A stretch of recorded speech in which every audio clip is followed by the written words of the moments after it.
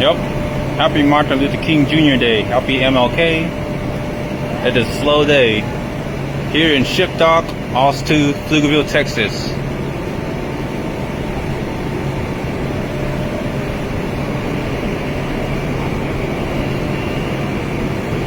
For decades. So this is a proclamation declaring a national emergency for the southern border of the United States. That's a big one. Yeah, a big one.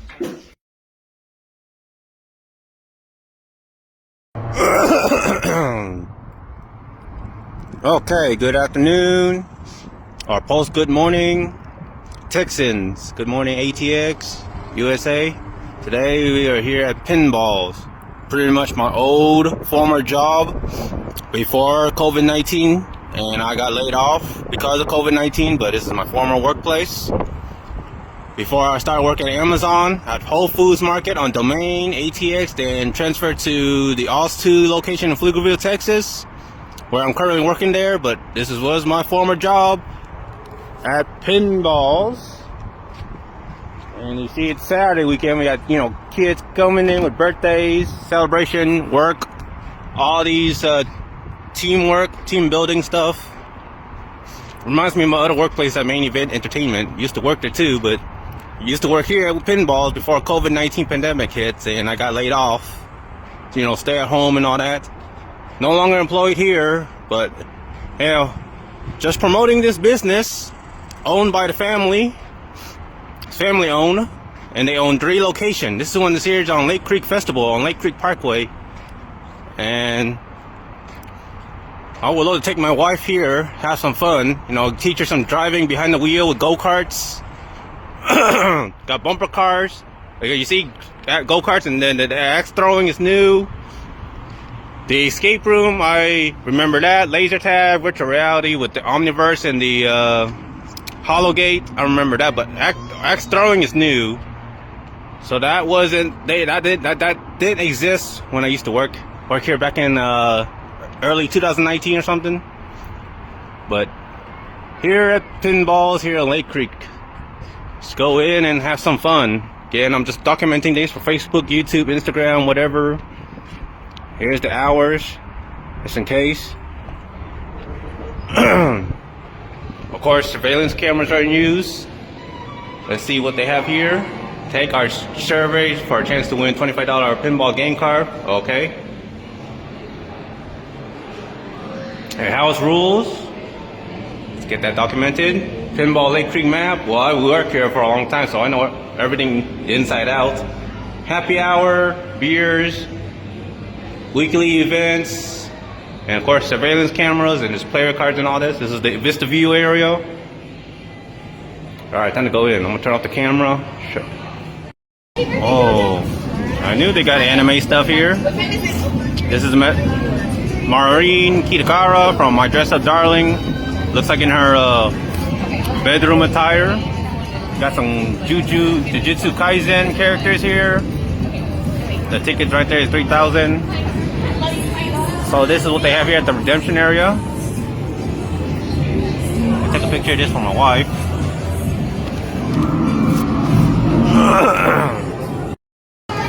Here, they're having a PS5 here for the fantastic price. And of course, it's a crane catcher. It's all based on consistent luck and precision and strategic position, I would say. And just documenting and promoting here at Pinballs Lake Creek Parkway, ATX, not too far from Lake Lane Mall in that area. And here with the classic pinballs, you bet your ass, my number one favorite genre, James Bond spy thriller from GoldenEye. I used to play this on Nintendo 64, but if this has to be a classic pinball game, this will be the one of them I will play without a doubt. The GoldenEye 007 pinballs. Especially if I could hear the theme, the classic theme music. Oh man, I would love this. This is one of my pinball I would actually invest some dimes in playing this. Because James Bond 007 is my favorite spy thriller genre, realistic movie of all times. And that's why I'm getting this on content here on YouTube and Facebook. I'm a big fan of James Bond. Especially I grew up with GoldenEye, playing this on Nintendo 64. And here is one of the House of the Dead franchise, the House of the Dead 4, with the you know, the rail with the rapid submachine gun usage. I played this a few times and I seen this on YouTube, so I'm already know the whole plot. So it's not worth for me to spend dimes playing this again if I already know the whole story and I already reached the final boss and all that. But the latest one is the House of the Dead 5, Scarlet Dawn. And I know there's a couple remasters of the classic House of the Dead and the House of the Dead 2 in the making, the full remaster version. But as far as the House of the Dead storyline, I haven't heard the House of the Dead 6 or 7 and all that. But yeah, I'm just recording this to document history of both this House of the Dead and the classic House of the Dead right here. Here at Pinball's Lake Creek Parkway, LCF. And here is one of the, what's it called, the attractions. Here at Pinball's Lake Creek Parkway is the 7D Dark Ride Theater. The XD Dark Ride 7D experience is like a movie theater combined with virtual reality, immersive. And I tried this before, so I'm just documenting this. Because again, I like to promote pinballs. So one of the attractions here is the XD 7D Dark Ride. Just putting this here. And you know, all the arcade stuff.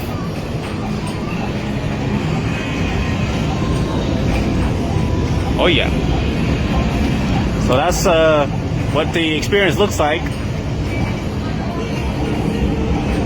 I mean, I used to work here, so I'm just trying to document all this. And it's very interactive. It's like, again, you sit down like a movie theater combined with a virtual reality experience. So yeah.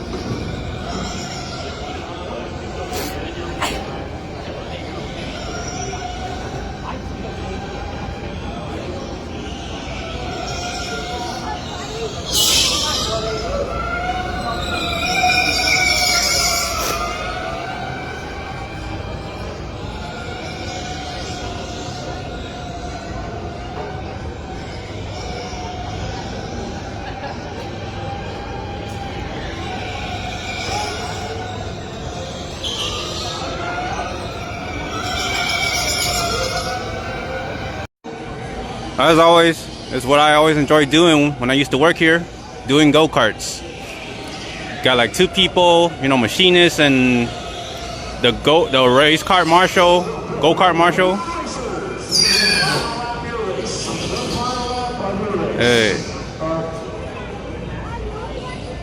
But I notice here, they don't really use the flags. They don't wave the flags anymore, so they just use the announcement and all that.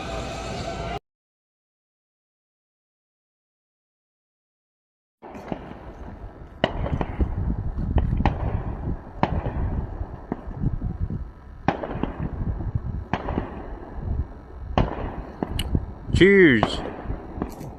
Condolence, respect to all the fallen for Memorial Day.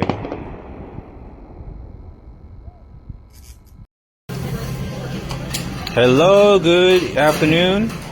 Soon it'll be evening. Just here to make a little short video for YouTube content. We're here at Kura Revolving Sushi. Some of my friends dub it as the Naruto restaurant, here with my wife. And of course, this is what the Revolving Sushi bar looks like, the restaurant. So yeah, just capturing all this for video shorts on YouTube, promoting the menu, the food, and all that. So they got sushi, ramen, and this is the rotating restaurant. Got the umi sambar, and let me get this. I'll show you how to open this like that. I love cucumber salad.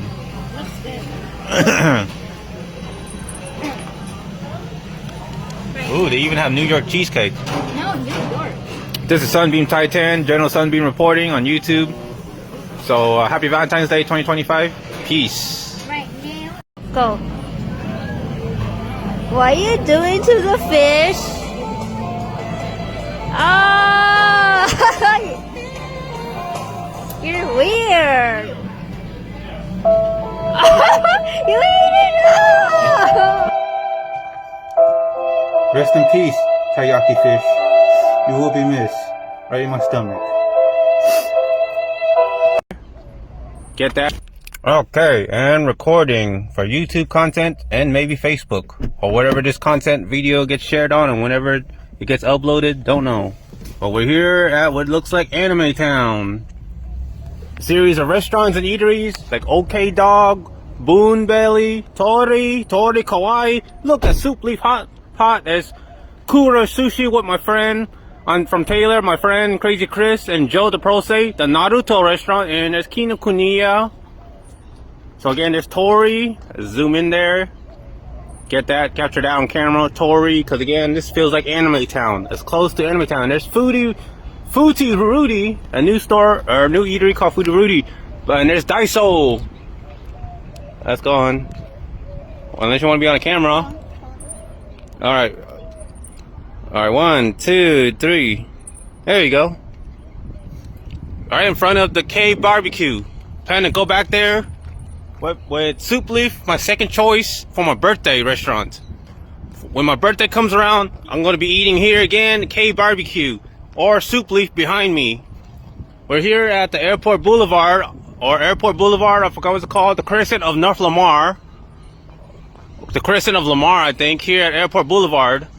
We got the 85 Degrees Bakery. So promoting a lot of serious business here. And again, my wife, I took a picture of my wife, so my wife consented to be on the camera. Gave a heads up that we're going to be recording. We're here on public property. My wife is also recording on her phone too. So again, I'm making this clear that in all previous video on YouTube and Facebook, whatever this content or any of my content on YouTube and Facebook gets shared to, we have general consent and we're on open public property. And we're customers, so we're dining here at K Barbecue. KBBQ barbecue here on Crescent of North Lamar. Still got the cough, so I still got the cold. But I'm feeling much better at the time of this recording. But still got the cough, stuffy nose, runny nose. Took my medication. Hang on, yeah, I'm taking a picture of my wife here. 1, 2, 3. There you go. Right next to the K Barbecue. Again, yep. Coming here, there's no public restroom. Oh boy. Gonna have to be careful. No public restroom. I just hate it when some restaurants don't have public restrooms. Despite we're heavy paying customers. But we're here at K Barbecue. Again, we're gonna be dining back here for my birthday with Soup Leaf across. Alright, time to go in. Time to terminate the video. So this is what the menu looks like here at K Barbecue. So again, I apologize for our poor video content. Again, recording on the phone. No, we're not like heavy camera recording gizmos like those Hollywood and all that. We're just professional amateurs here. Dining here with my wife. Both me and my wife got the common cold, not feeling well. Just to be transparent, but I'm getting a lot better. I'm feeling a lot better, coughing less.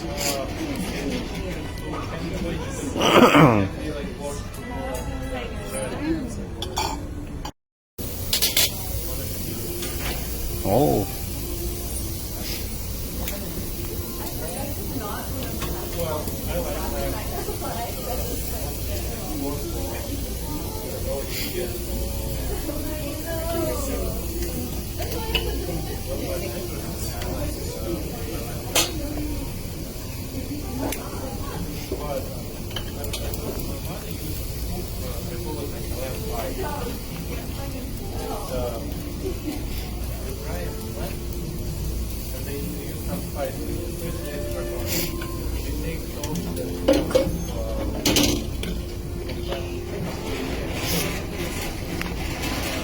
Okay. So again, trying not to capture any other, customers for, you know, practicing good recording etiquette or video etiquette here. But again, this is what it looks like here, what it comes with. We're both going for option C, maximum level. As you can see right here, protein C for about $59 or $60 per person. That's excluding drinks. So I don't know how much costs after tax and drinks, but $60 per person for protein C. Excuse me. So yeah. So we're here at K Barbecue, and I'm sure we have shared this on Facebook, but me and my wife have been here before multiple times. But again, we might be coming back here, or very likely might be coming back here for my birthday, as this is one of my chosen birthday restaurants to eat for lunch. $60 for option C. Comes with beef tartare. My wife likes to eat that, and I eat lamb. I love the eel. What are you?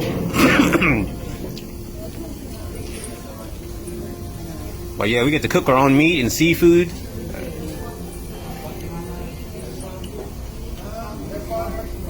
And there's the K Barbecue, what it looks like. Getting all this on for YouTube, documenting this. Promoting the Crescent of Lamar and K Barbecue Restaurant and all surrounding businesses here at this location. I dub it as Anime Town, Project Anime Town. With Kinokuni and Tori Kawaii to feel close to Anime Town. Always promoting Anime Town. So already getting all this menu here. There's the rule for all you can eat. 2 hours, 20% gratuity for 5 or more, but it's just me and my wife, so we're not worried about that. We're trying to discourage waste food, so we're trying not to eat too much or take our time eating.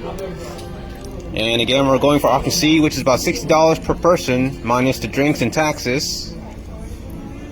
And this is the drinks here, so we can get all this, capture the menu. Got beer, wine, soju, sake, soft drinks.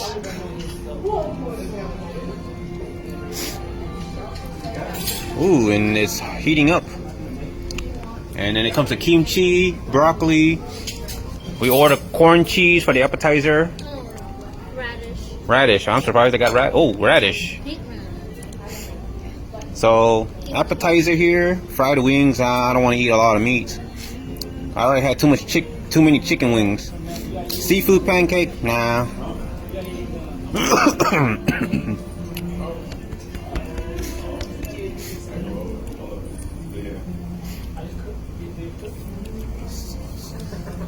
Again, inspired and influenced by the YouTube. Sony Side's best ever food review show. Trying to be like him, Sony Side, the guy with the bandana that lives in Vietnam, goes around eating food at restaurants. The best ever food review. Just a special credit, special thanks, inspired and hoping to be like him. Hoping to be, hoping to be well known, hoping to break career, to be a successful YouTube content creator. Posting a lot of content. Like over 405 videos so far. Because I am General Sunbeam Titan, Solitaire Cosplay. And looking forward to cooking. Got 2 tongs there and a scissor to cut the meat. My wife loves to cook. And again, we've been here before. We've been here like around Valentine's Day. Last several years. Sorry, still got the cough. Again, the common cold is a drag. Both me and my wife got the common cold, and I'm the only one. I'm feeling more like healthier, on the healthy side, recovering. So again, option C, we get all the options from option A and option B. And this is Korean, again, K Barbecue. I'm not good at pronouncing Korean, but I would say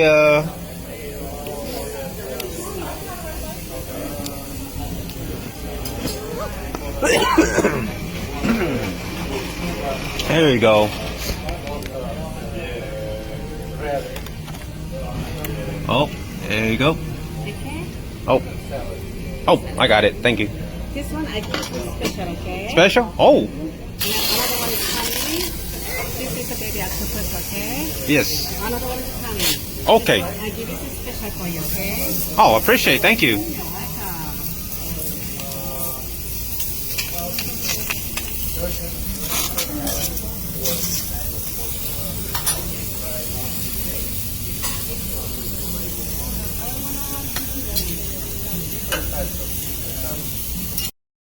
Okay.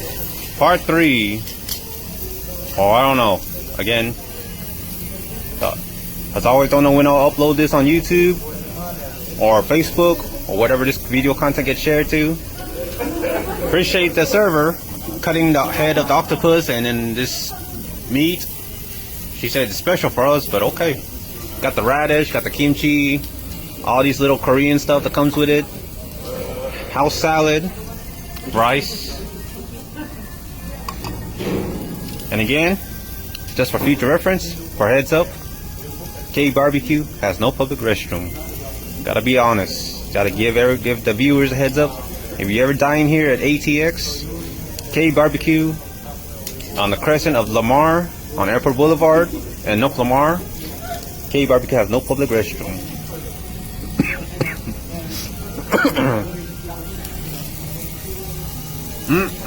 I love protein, seafood, and grill. And there's my wife right there. Alright, time to eat.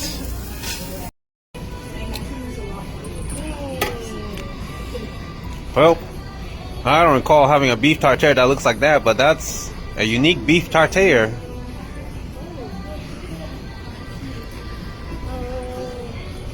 Oh, time to cough down. Alright. It's a different type. Yep. Beef tartare, raw beef with raw egg. Eat with caution, especially if you got a weak stomach. Okay, recording. Trying to provide an update, excuse me. Sorry, I'm just eating. It's hard to chew while under the influence of the common cold. But this is like the 4th or 5th time we got this grill change. Special thanks, shout out to the servers, the waiters of K Barbecue here on the crescent of Lamar, on Airport Boulevard on North Lamar. And here with my wife. And of course, we had 2 steak tartare. We finished that, but able to finish just about everything. Had our second health salad, shrimp, and then put in the order for 53 for salmon. And 29. There you go. There's 29 and 53. Okay, just another recording update. This will be it for me. Trying to finish up the house salad. 2 pork chunks.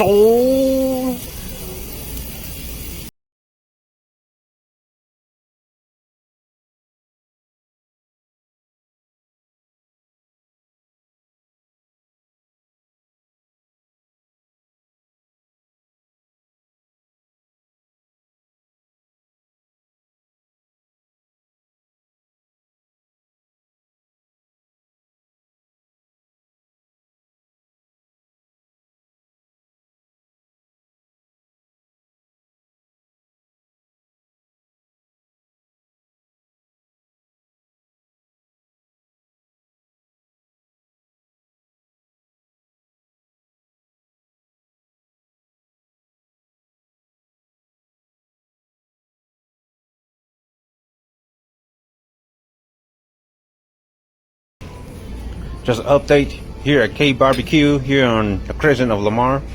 Shout out to the K Barbecue servers and the waiters, the staff. Gave us rice punch or something on the house. So I want to promote them, promote their business, help them grow.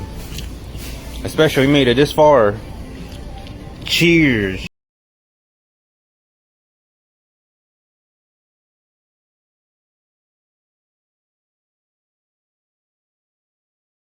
That my mom Or when my mom had guests over, they made that tea or something. It has a similar taste. So, status update. Still got to finish 2 meats, shrimp, and the house salad. Got my credit card ready to pay. Want to make sure Man vs. Food, inspired from Man vs. Food, Adam Richman. Make sure that man wins. This time, food ain't gonna win. But shout out, special thanks and credit to K Barbecue staff. Appreciate this drink on the house and the good service and hospitality. I'll make sure Man vs. Food, inspired by Adam Richman. Making sure man going to win. I was just down to that piece of meat right there. But yep.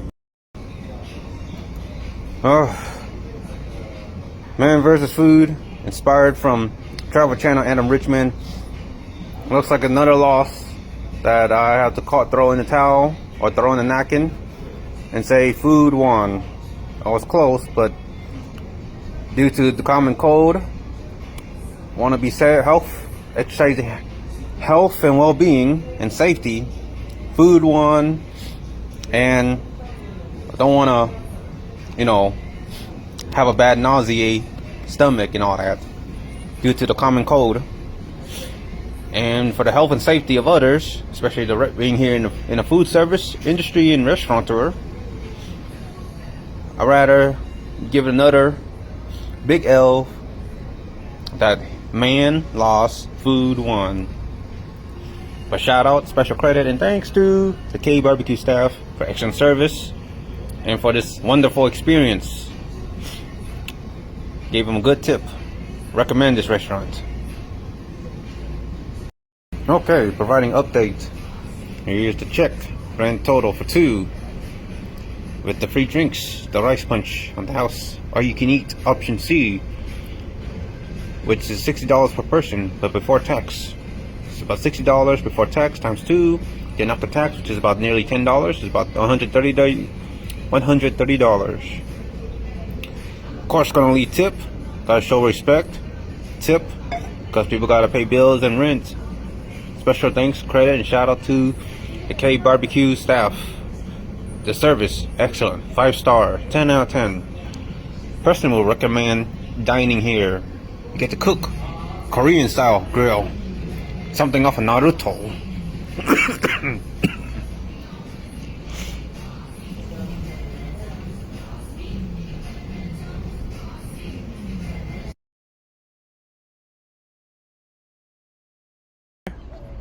Get that?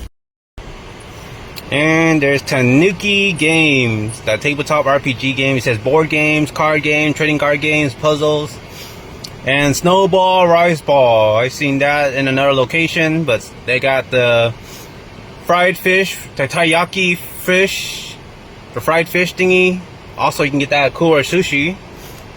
And again, we just went to Tori, so again, promoting that. And there's the pink car, capturing the pink car.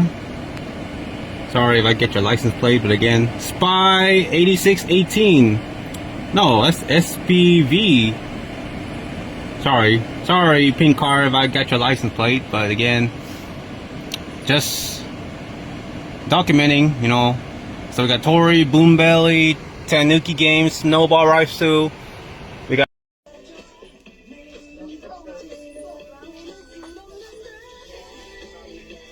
Is that a sumo? Is that a sumo? Yeah, that's a Suna.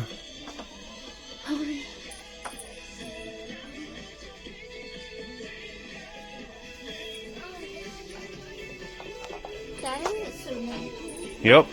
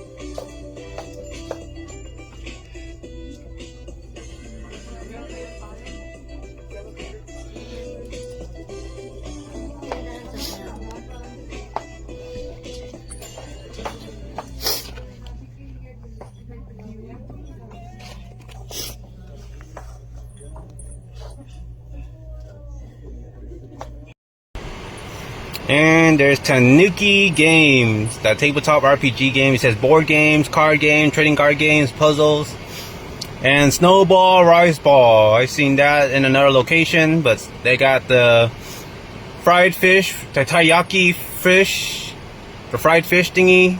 Also, you can get that at Kura Sushi. And again, we just went to Tori, so again, promoting that. And there's the pink car, capturing the pink car. Sorry if I get your license plate, but again, Spy 8618. No, that's SPV. Sorry, pink car if I got your license plate, but again, just documenting, you know. So we got Tori, Boom Belly, Tanuki Games, Snowball Rice Stew. We got.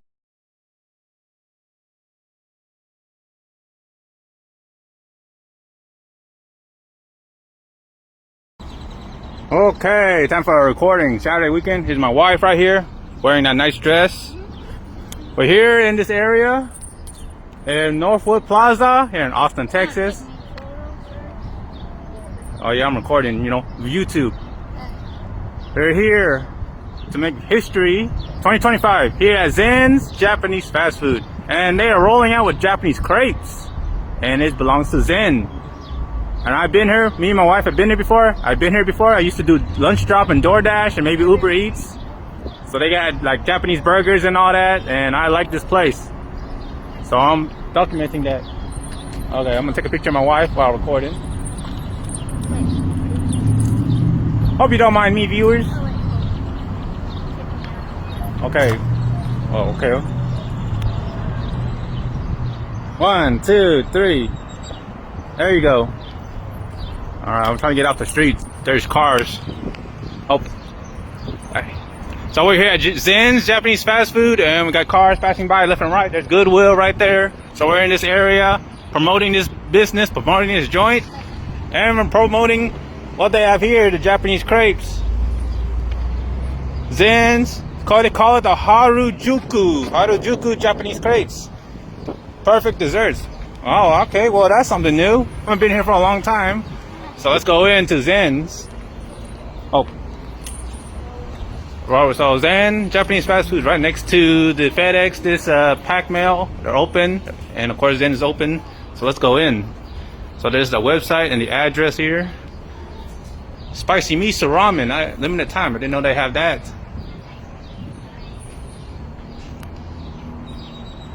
All right, let's go in. I'm gonna stop the recording. This is Sunbeam Type 10 out.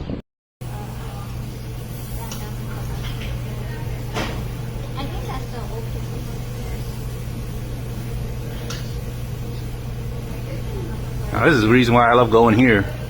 I haven't been here for a long time. It's like 2 years, 3 years. I used to do Uber Eats, DoorDash, and lunch drop for this restaurant. Now coming here as a customer, and this is one thing I like. They are showing what I think it's called Sentai Red Isekai. Oh, sorry. Yeah.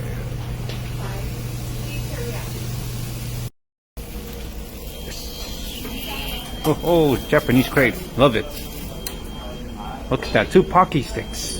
Love it too. Wow. So pretty. Is that first time? Oh, yes, right over here. Oh boy. Hot sauce. Can't go wrong with hot sauce.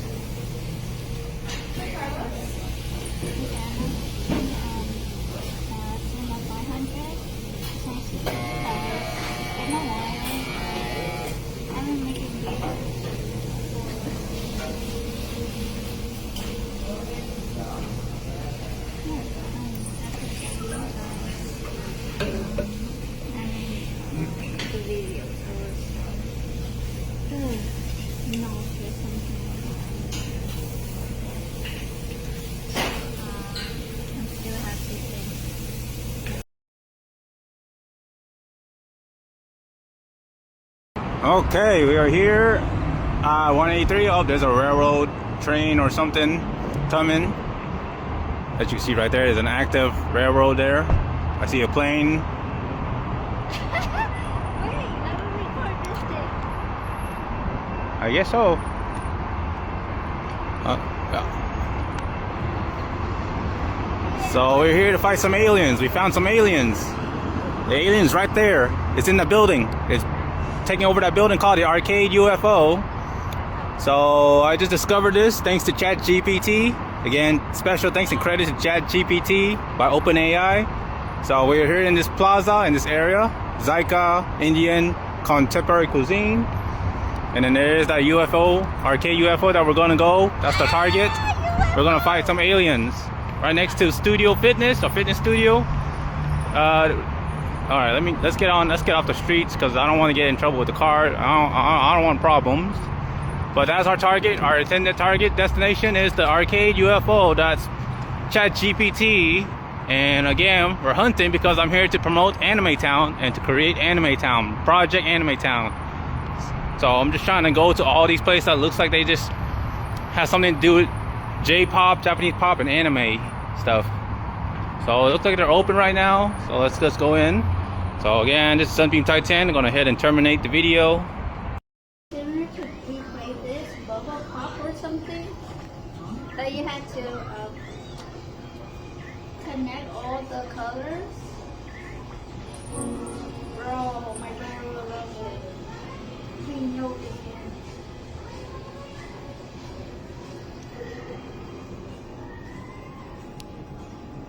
And it's from anime. This is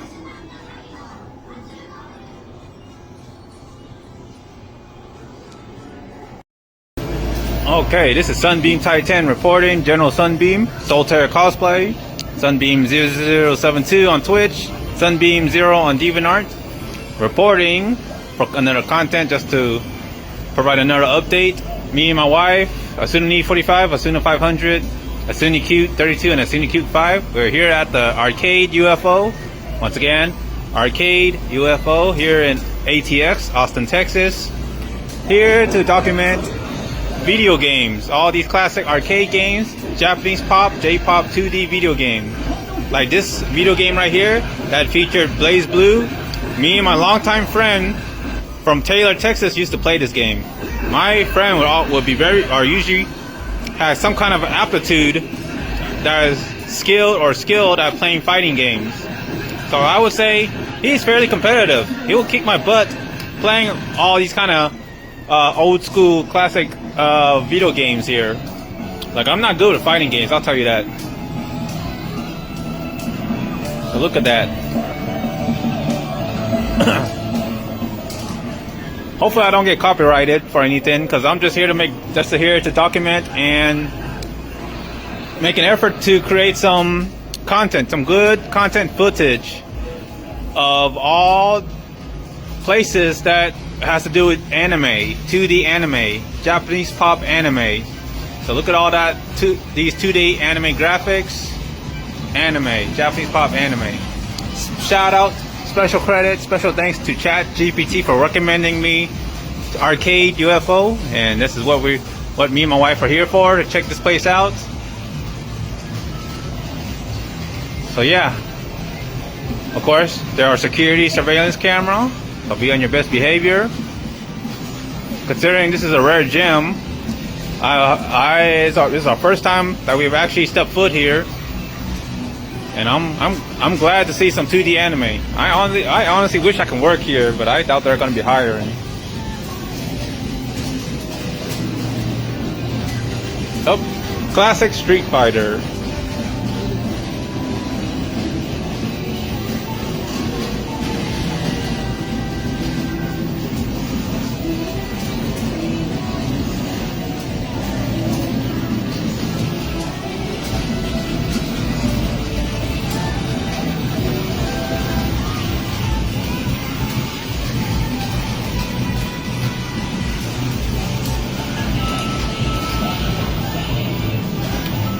So Arcade UFO is near 183 Research Boulevard, not too far from the original classic pinball arcade. near Peyton Gym Road here in Austin, Texas. It is around Burnett Road near the railroad train tracks. So yeah, all these classic Japanese pop 2D games. And again, here's the price. If you want to play video game console, the console access, at least for all day, is at the max is $7. All you can play. They got Discord. I'm sure they got Instagram, Facebook. I mean, yeah, they have Facebook. I actually reached out to them and asked, but I doubt they will actually reach out and talk to me. I mean, I would like to work here, considering this is entertainment. Definitely entertainment, without a shadow of a doubt. And I'm trying to promote Anime Town, Project Anime Town. So this will be a good concept here, something to add to the big plaza, to the big space land of anime, Japanese pop anime. Trying to promote Anime Town and hopefully to create something from this and have it a part of Anime Town that I personally envision.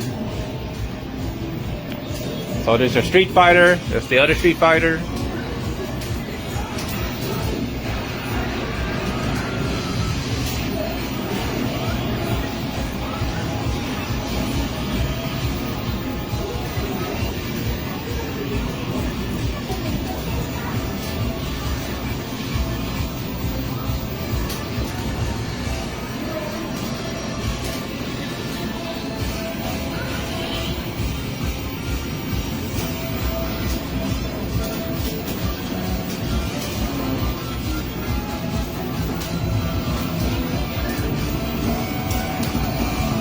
So you're getting some good quality content. This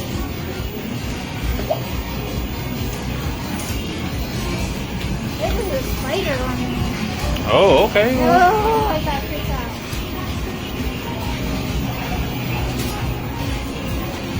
I like those two games. Uh-huh. I could both.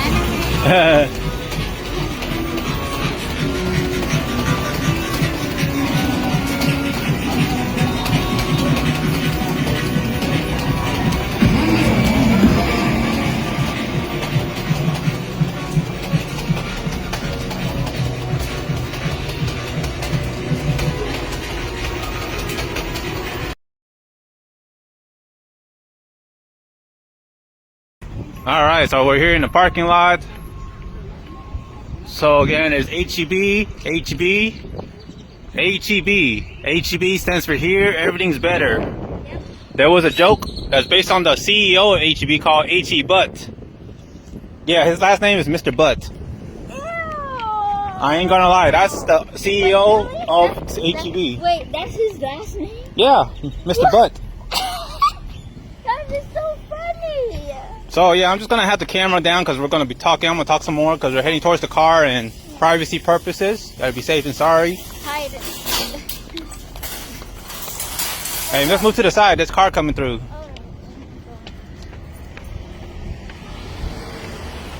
Alright, so I honestly forgot where I parked the car.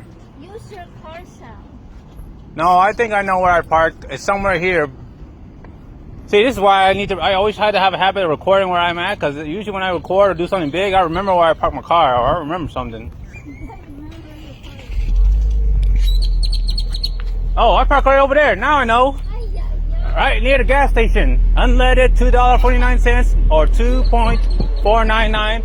Right across, right near, or right next to Sangam, China Indian cuisine. So we are at HEB, and we're just, my wife wanted to buy some couple sushi as usual, and we got some boba tea. Yeah. So yeah, I documented that at Tapioca from West Palmer Lane, but now we're here on near McNeil Road, and we're gonna be in the car. So I'm gonna go ahead and terminate the video. So So there is the gas station of HEB, and then this Sangam Chinad Indian cuisine, and HEB on Mopac, West Palmer Lane, near McNeil Road. Peace. Okay, we're in this area. As you can see there, we're right at Hana World at the Asian supermarket there. Oh yeah, I guess so. And then there's Goodwill, of course. There's Goodwill there. No, I don't want Goodwill donation store. No. We're in this area on West Palmer Lane, here in West Palmer Lane, Austin, Texas, ATX, in the United States of America. We're heading towards Tapioca right there. You can see Tapioca right next to Chipotle and right next to Charlie's cheesesteaks and wings. And then there's Bulgogi Korean barbecue bowl and a snowy village with dessert cafe. Another one. Yes. No, Gonna get some boba tea. Boba tea. Oh, fuck. Yeah. All right, go ahead and terminate this video because we're heading in. Out here at Dollar Tree, here's something I can't say no. It's this Jack Link's Wild Dr. Pepper Slim Jim style. And you know me and my wife love these kind of beef stick snacks, Slim Jims. But the Dr. Pepper is what they got here at Dollar Tree. Can't say no to Dollar Tree. Every time I pick up smoothies from Smoothie King, gotta shop here at Dollar Tree. Snacks, all these, mostly for $1.25. Okay. And here at HEB, in the meat section, I know my dad buy these kind of brand, these seasoned chicken leg quarters. That's the one that my dad buys, this kind of brand. And again, I love sausages, all kinds of brand, these kind of shapes, because I love sausages. I like to grill them, and again, typically cannot say no to protein.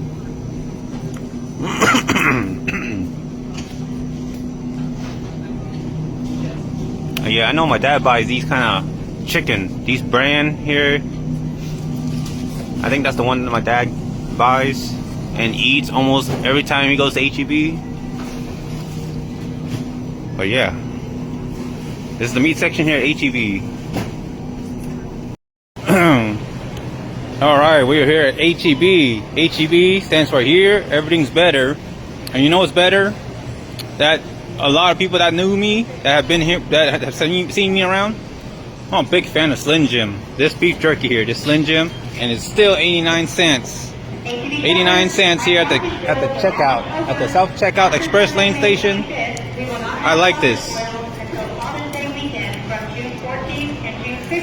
So this 89 cents. I love this Slim Jim. The Hill Country Fare Smoked Snack Sticks Original. 6 grams of protein per serving. So here at the express checkout, here at HEB, here in West Palmer Lane, Austin, Texas, near McNeil Road and Mopac and Breaker Lane. So I'm here to document some random stuff here. Let's say these typical drinks, you know, snack style drinks. When you feel like you go in and get a drink because you're thirsty, you want some flavor. Let's talk about C4, Class 4 energy drink. I'm not talking about the other C4. I don't want to talk about that. I don't like that. But this C4, because again, I'm a food and beverage kind of person. Frozen bombsicle, and there is this blue raspberry Jolly Rancher flavor, and it's $2. $2 here to HEB. The C4 where I work at, they go for like $3.30 when you purchase the C4 energy drink at I forgot what's it called, when you Avenue Center or something. That name of the shop is like $3.15 or $3.30, $3.30. But this is $2, so it's cheaper here to get the C4 energy drink at HEB. Okay, all right. Yeah, but yeah, we're here at HEB. Here's everything better. My wife got some sushi, and we went to several places. So again, this is something unrelated, but just community stuff. So here in Austin, Texas, USA, there's some flowers, florals. Flowers, yes. Time to head out. Going ahead and terminate this video. I know my wife loves sushi from the Sushi brand here at HEB. Pomegranate, get some vitamin C. Here at the meat and deli section, Can't say no to charcuterie. I love charcuterie. And what I like the best is the Cajun style dule sausages, the chorizo. I love all flavors of these sausages.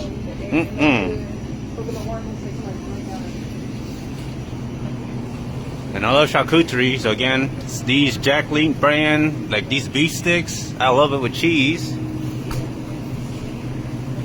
And more cheese, I love cheese. These are particular dairy type I like to eat.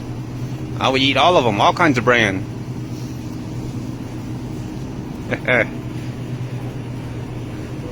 Oh, Lunchly. What the heck is this? Oh, that's the one that Mr. Beast is trying to advertise. Mr. Beast on YouTube, the Lunchly brand. Man, I wish I could be like Mr. Beast and all these YouTubers, all these content creator influencers making the big bucks. So here, again, love sausage. All flavor, all kinds of brand. Can't say no to sausage.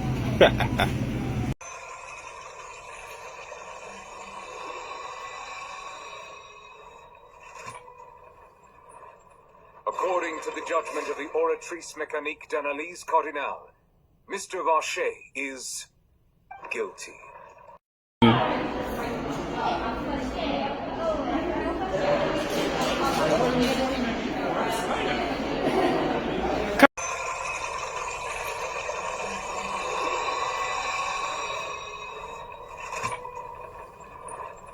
According to the judgment of the Oratrice Mécanique d'Analyse Cardinale, Mr. Vacher is guilty.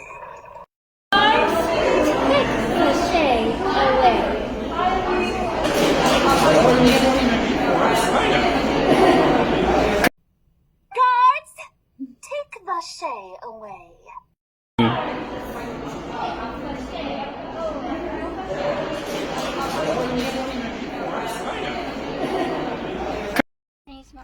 Yep.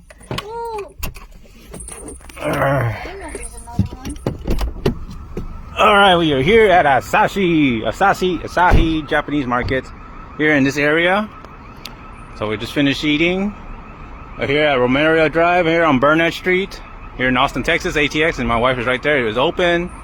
We're in this Northwest Center on this plaza, 5901 to 6113 Northwest Center here at Asahi Japanese market. Alright.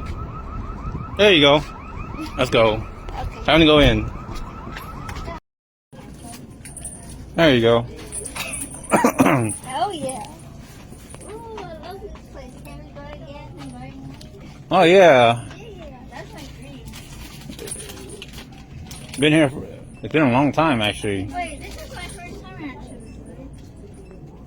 actually. Maybe, but I love Japanese. this is a Japanese market, a small market. I like Japanese market. Crab.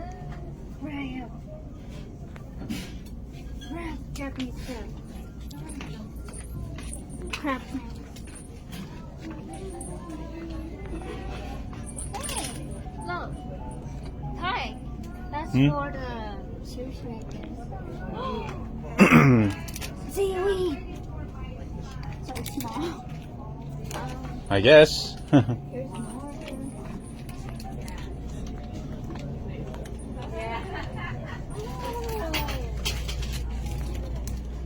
I know these. That's for the. And you can make your own sushi too. Oh wow! I didn't even see that. Oh. The fried stuff. Shaking mushroom.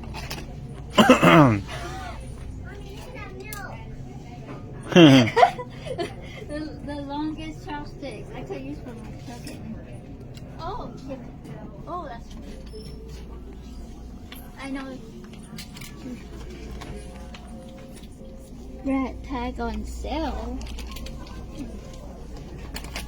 There's more. Ooh, I like this.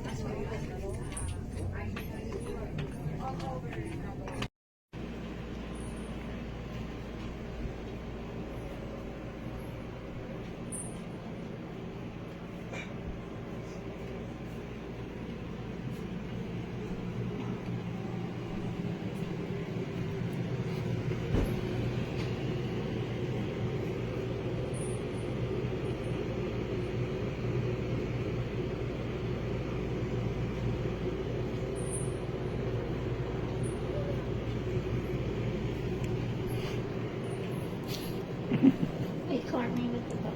Yeah. Yoshi, Yoshi, oh, oh.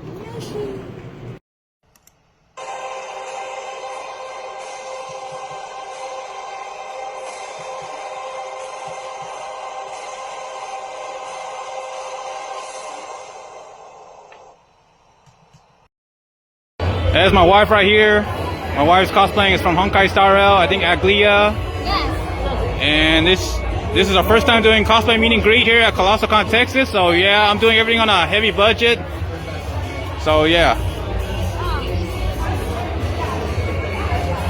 So yeah, this is just a big learning curve.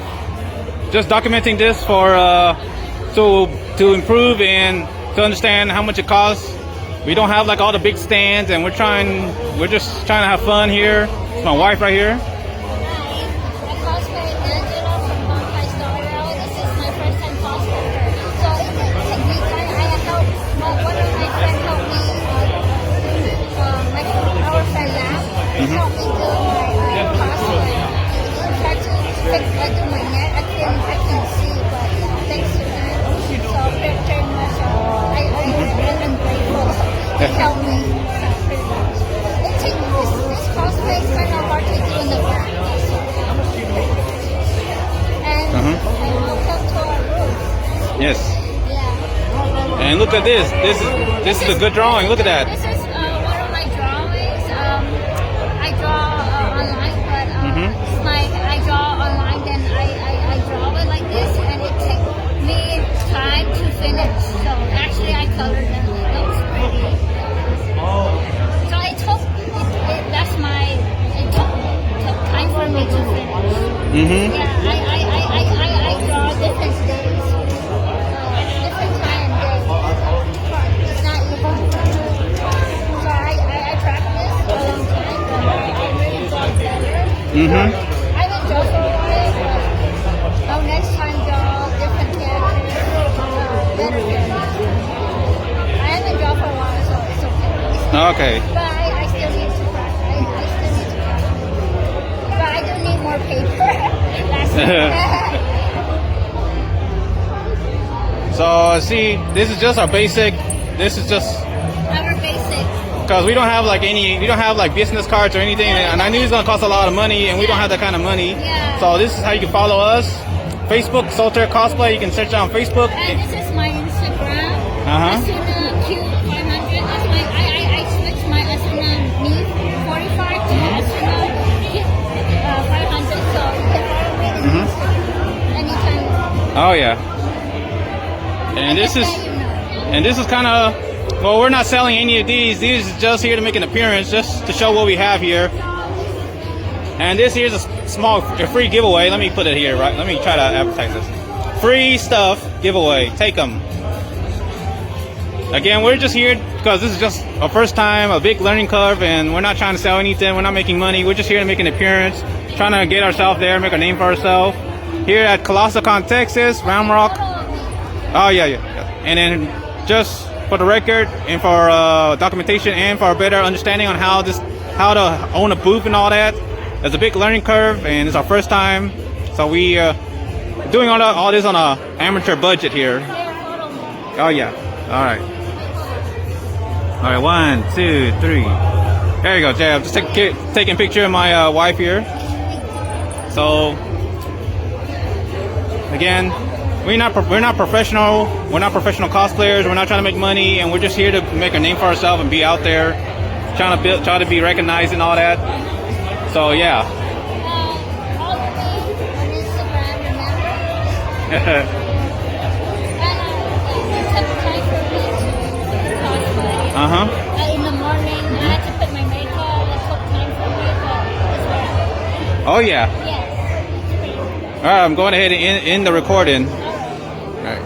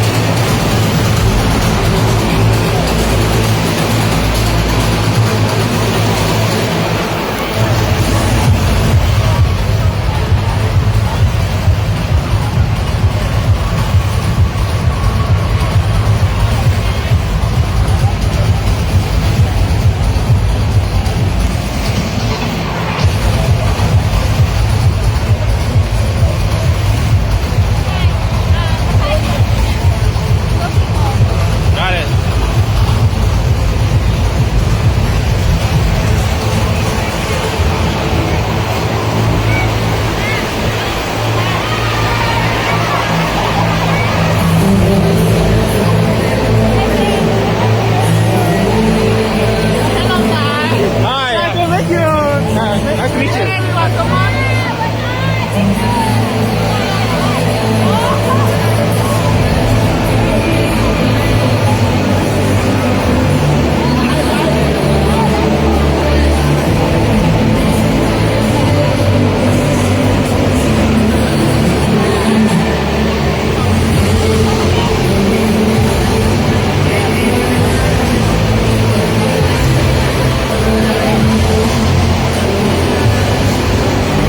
Oh, sorry, coming through.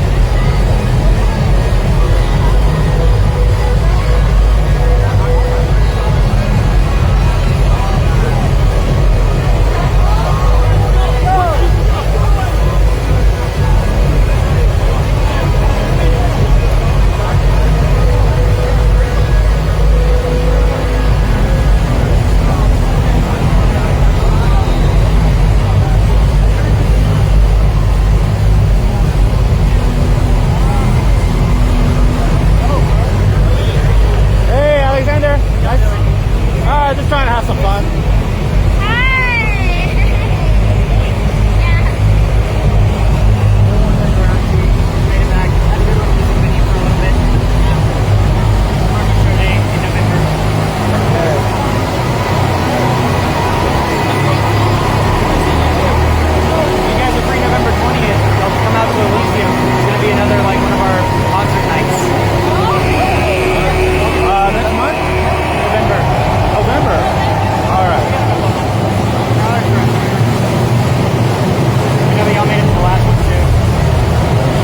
Somebody hosting on the 20th? Huh? Somebody hosting on the 20th? Yep, that's going to be us in Elysium. Just like last year kind of thing. Oh, okay. Performing.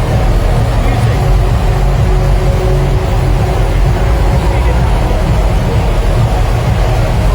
Basketball courts now, though. All right. That way.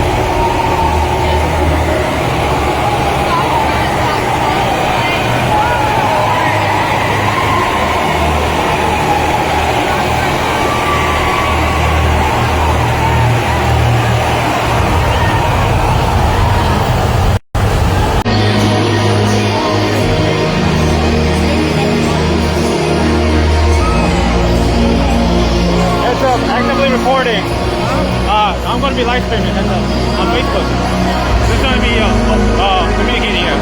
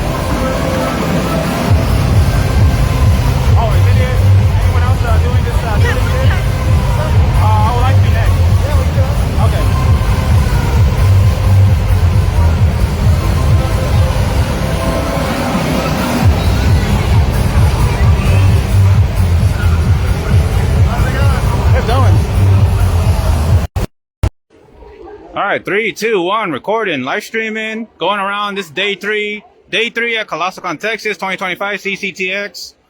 It's the last day, and then it's back to work. And of course, I found my wallet. Note to self: I gotta be well organized. Need to make sure to have my wallet secured, house keys or car keys, and phone. Those are usually the 3 basic things to make sure to have in your pocket and have on you at all times. And the badge, just in case. This is Colossicon, Texas. I got my I have it right here. I'm making sure that it has my real name. My name is right there. General Sunbeam, as always. General Sunbeam. 3 days. All right.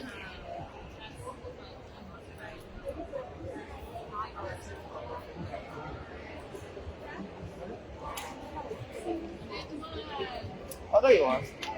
Hey.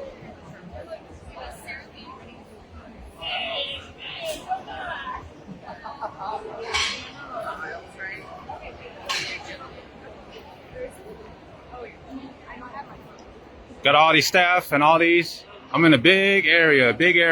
In the event, Otaku Mart or the Otaku Fair or something. We got all these attendees selling their stuff, what they don't want, what they don't need.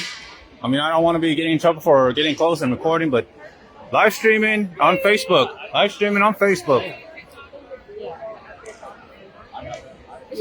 Oh, sorry. Got a photographer with a dog and all that, and ooh. Oh, where's my manners? I should always put my stickers.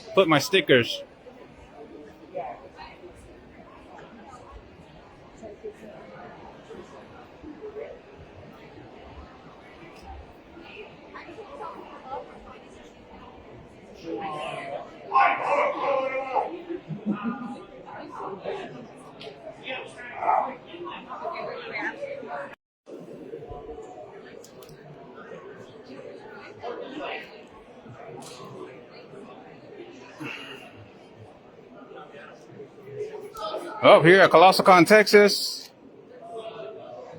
Just showing that. Let's see. Sorry. Oh. Last day 3. Heading into the dealer's room to meet my wife. Asuna Cute 500.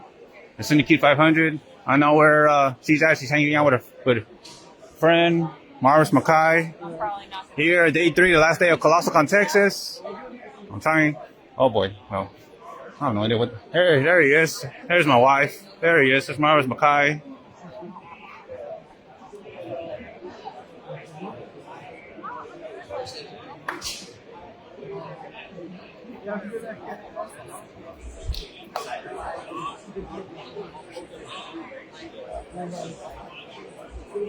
Actually forgot my wallet. So this is what my wallet looks like. I'm trying to remember this. Gotta have house key, car keys, phone, and wallet. Those are important things. My wallet. Might buy me a new wallet. It's old and worn. GGO store online. Japanese pop. Has my ID and all that. Misplaced it earlier. Having trouble finding my wallet. Checked my car like twice in the hot sun. I don't know where my wife is. Looking for my wife. Asuna Cute 500. Asuna Rose 44. Asuna Neve. Somewhere. Okay, oh.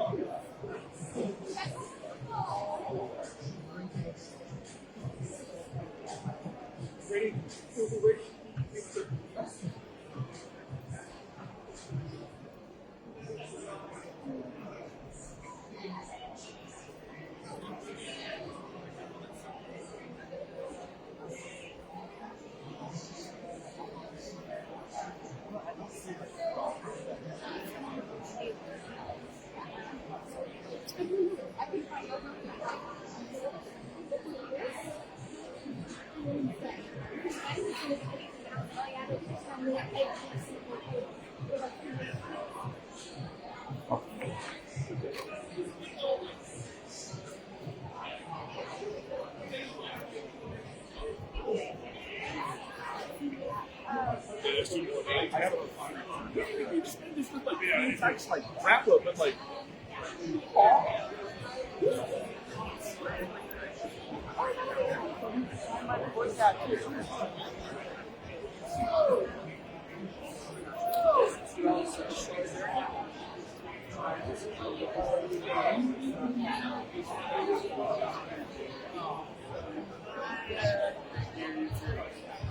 Hey, hey.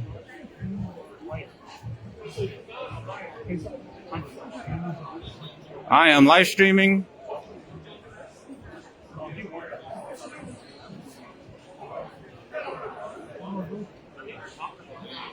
Sorry, I started fanboy. I was like, oh my god, I'm fanboy about Otaku.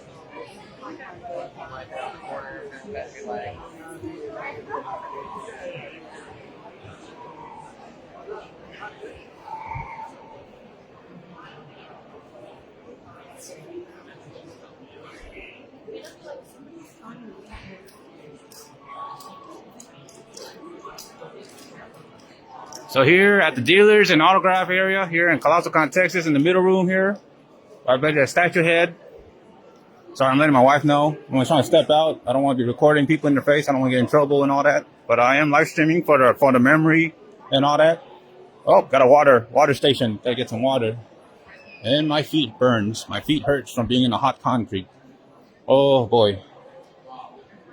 And yeah, I choose not to wear any shoes. I'm the kind of person. Viewer discretion is advised. Viewer discretion is advised.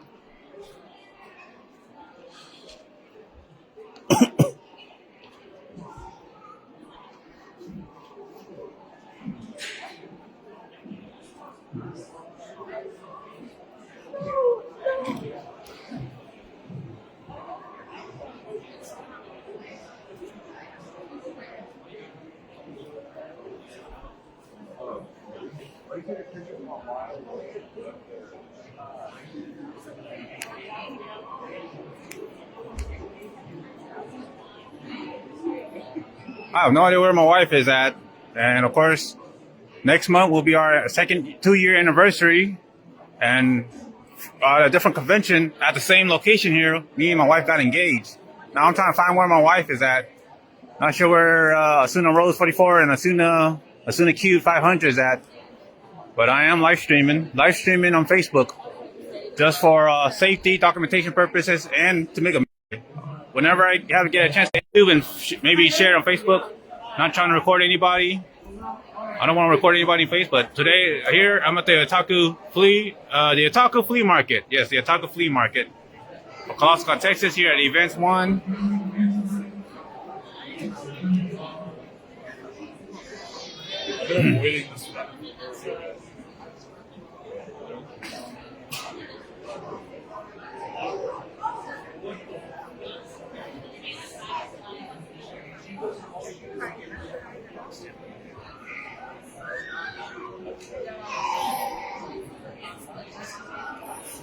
I didn't get anything printed off, but I did with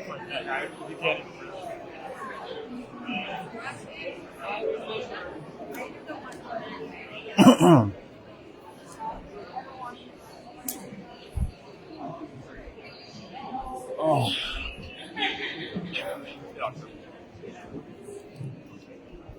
There's my wallet again, just putting this on camera just for a quick direction. But I'm gonna change this wallet. This wallet's getting really old. Clearly says Sword Online. You see this crack. It's old, worn out. Images are fading. But yeah, I'm gonna get a new Sword Online wallet. I've been trying to look into that, but I'm on a budget. Heading to the dealers and autograph. And okay, well, I don't want to get in trouble because I'm sure they won't like it when I'm really documenting all this or recording. stuff like that. Oh, is that the Dreamers one separate? The Dreamers one, is it separate or did it come separate?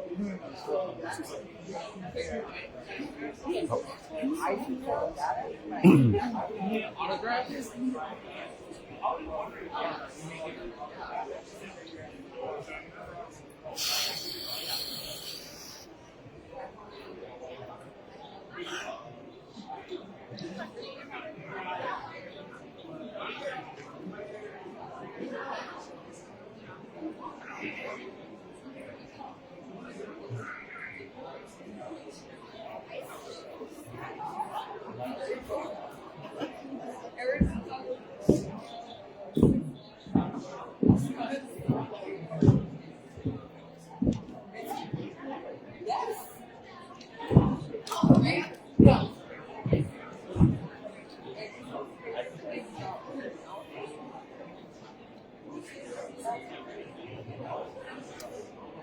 Oh.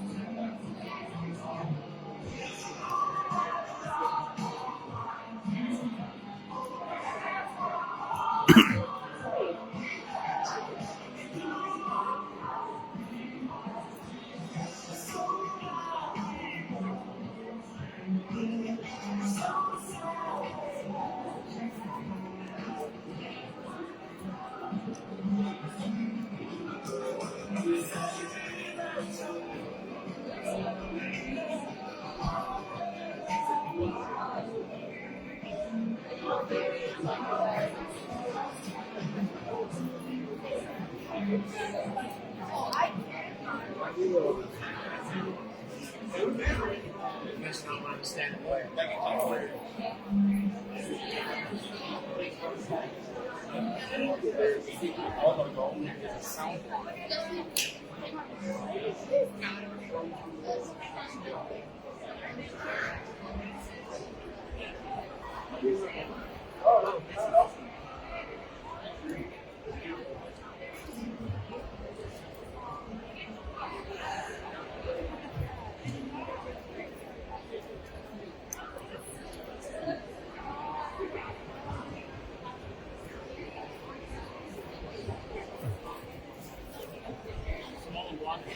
I think so.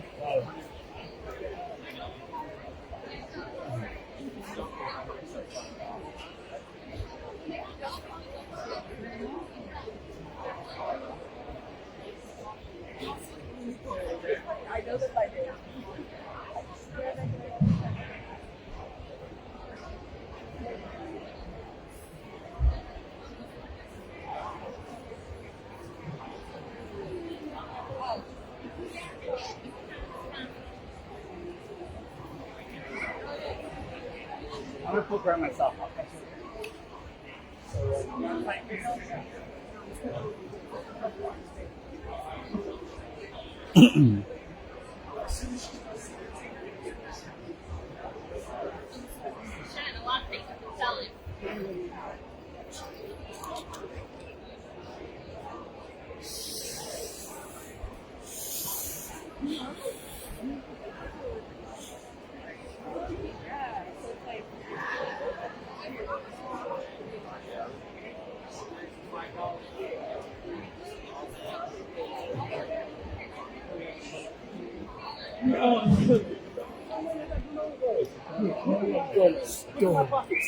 Dig in my butt. I mean,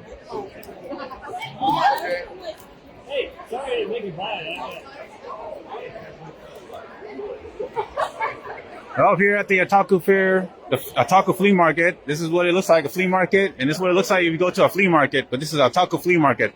I like Japanese pop anime merchandise. Like I said, being surrounded by anime merchandise, this is what I'm talking about. I would love to go to the Otaku Flea Market. And all these staff here are packing up. Trying to still find my wife. I'm not sure where my wife is at. I did message her and all that, but she's not really giving like clear description. I'm here at the Otaku Flea Market. Here on the event room, event one here at Otaku Flea Market. Right across from the dealer's room, but near the animatronic, the Five Nights at Freddy animatronics.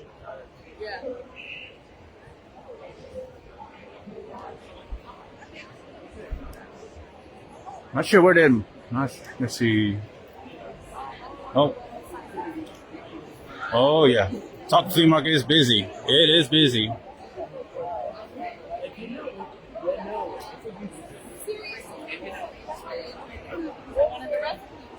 There's Mickey Me. I know my wife wanted a picture of her, and there's got Naomi cosplay and all that.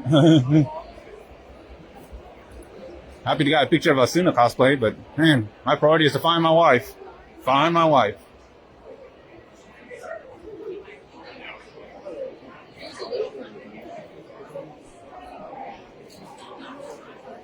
Hey!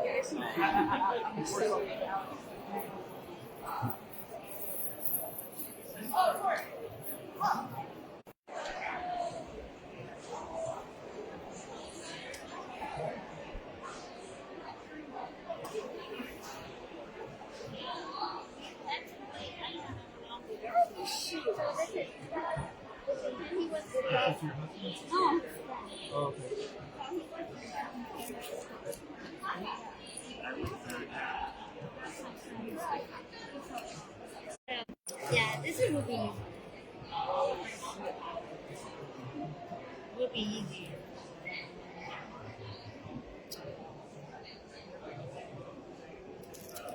Oh, you're volunteering here. Yep. So I guess the majority of the AAOA are volunteering. I'm sure the owner. I don't know at all, actually. Oh. I hang out with them sometimes, but I'm not like really a member. Oh, Yeah, that's okay. her. Okay. Okay, nice. Yeah, but I take off her shoes. I switch that. That's her name, actually. That's where. Aglia? Agni. I tried to Yeah. pronounce. Yeah, Agni. I tried to pronounce her name. Okay. Yeah, that's the character I cosplayed yesterday. Yeah, that's the vampire game I play, Okay. and yeah, I played this game like because the Horrorverse and Gibson are like the same company, so Oh, gotcha. so I play both. So I like both. I don't compare the other characters because they both look cool and they're different. Like different characters, not just one game all day. And I do one all cosplaying the one game. I don't like that. I like to cosplay different games, not just one game. It's kind of interesting to me how, and Yeah, correct me if I'm wrong. that's the background Gibson. Okay. That's him. He cosplayed him, Uh-huh. and that's I used to cosplay her. And that's a Morning Glory, which is a highly powerful hallucinogen. Yeah. Yeah, I play a lot. Yeah, pretty much. Yeah, I never really got into cosplay. It's just like, You never got into cosplay? no, I'm just too lazy, I guess. It's fine. Not everyone is. And then the people who do it, some of them do such an amazing job that it's just like, never mind. Like they don't want to. Like, I don't want to. Not everyone wants to do it. It's depends. Depends. I do want to cosplay, but I'm just waiting for the con to get ready. So when I order, I don't want my order pass. Like example, last time I ordered a pseudo shoe so online for shoe king before the con. Yeah. I borrowed his mom's shoe, but she for now her high heels. Where at? But I got her mom. It was hard to walk on. Yeah, you don't want to walk on high heels. Yeah, I did. I bring a pair of shoes. So I did. Yeah, I did because she would have it. I was like, no, I can't that. It hurts. I just take this one off. You're Right, I got this. You don't need to wear high heels. Open the phone. Some of them do anyway, though. I never see guys wear high heels. Oh, yeah. And mostly they wear flats.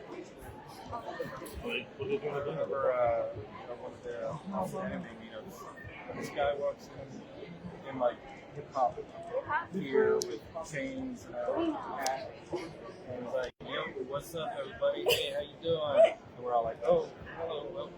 He's like, "Yeah, I do cosplay. Here's me a Sailor Moon. Here's me a Sailor Jupiter," and we're all just like, "Oh." Hey, you got the legs for that skirt, I tell you what.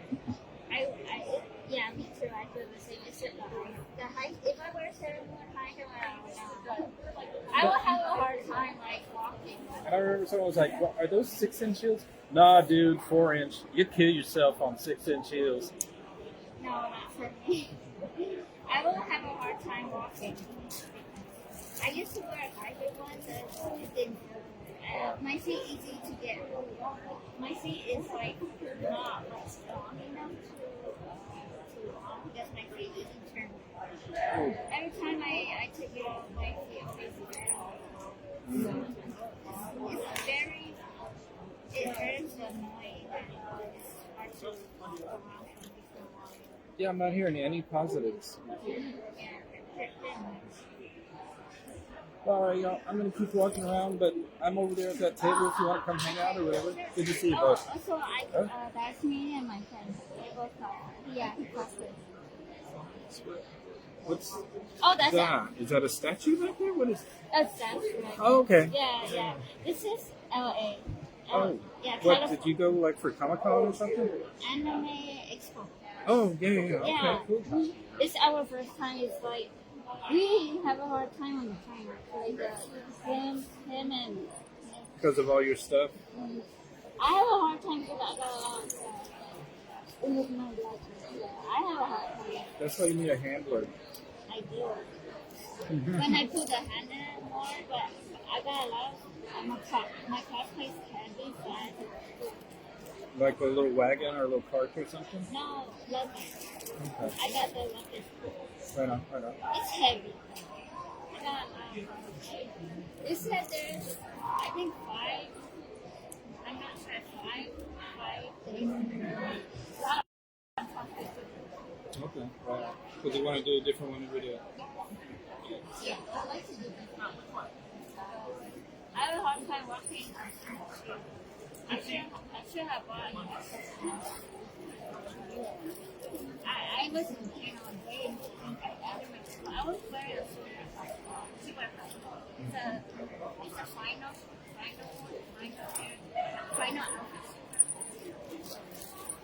I was like just a pair of sandals. It's something. I wish I could bring last time. I forgot. Yes, sure. My friend had to carry me to the hotel. I told her, oh my god, I can't sit anymore, so I told him to carry me. Yeah, I tried that. It didn't work. He cannot carry me, so my friend carried me. He was exercise so pretty much he can carry me a lot. You weigh like 90 pounds. Are you sure? I think guessing. you're right. That's just a guess, but You're right. yeah. I am 90 pounds. You guessed it right. Yeah. So, yeah, that's my pound. Because Okay. when I check it before, I'm still 90 pounds. Last time, I weighed 60. You know, you could do the fireman's carry. You know, like across the shoulders. They do not. That's when firemen rescue people from a burning house. That's how they do it.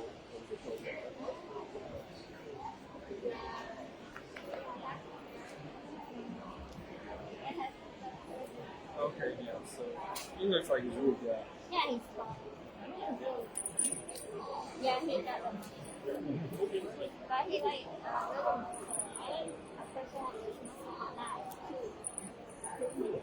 Oh, I have tiny little muscles. So.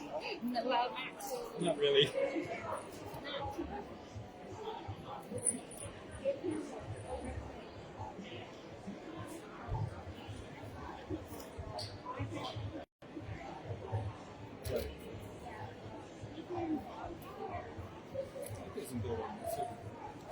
But it's good for you know, for your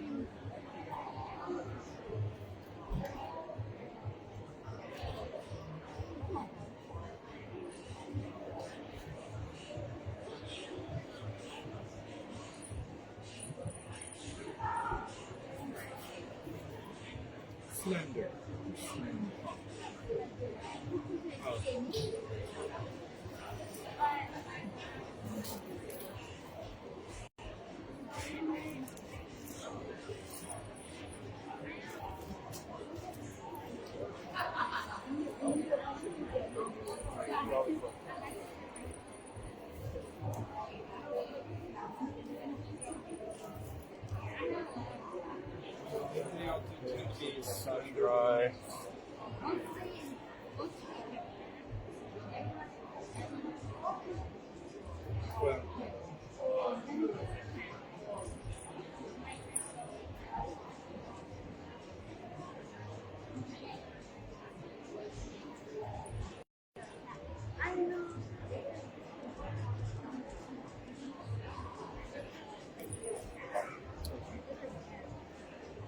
the booth that was down there where they have the live VR? Yeah. There's one.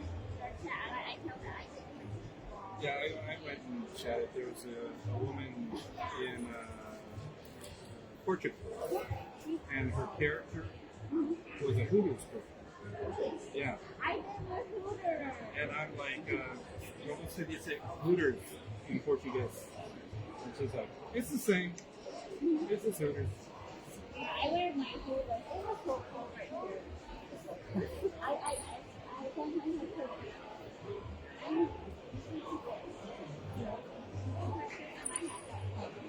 Hey, it is cold in here.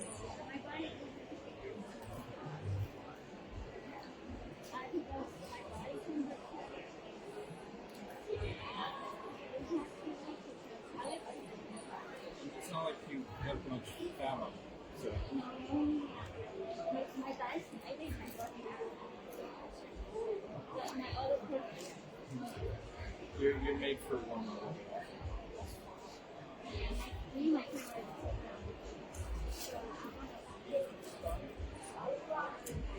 Yeah, the reason I didn't see that because like I'm not cosplaying, so I didn't even go over there. And I'm like, but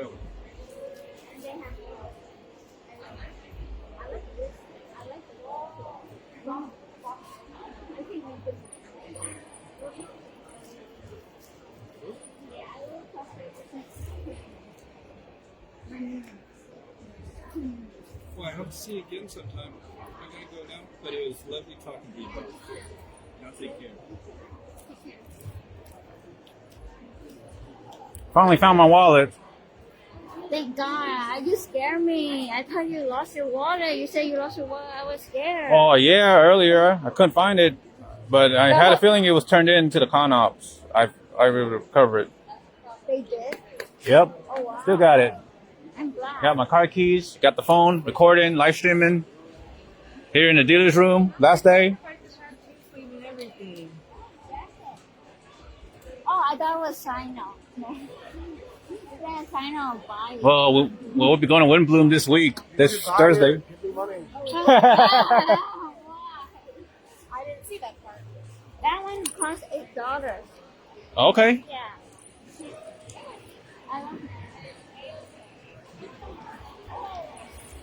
I didn't see these. Well, now you have.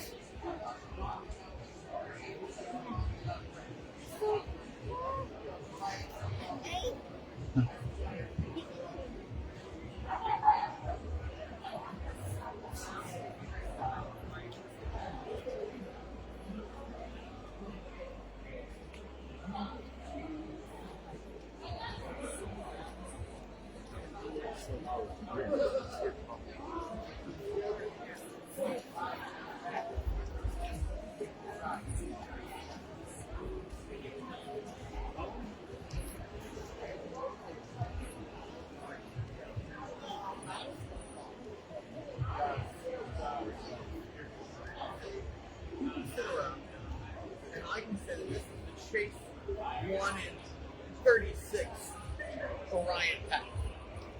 I can sit around and say, I know this is getting shit. I know the bill online. $20. So I can sit around here and have yeah. I can say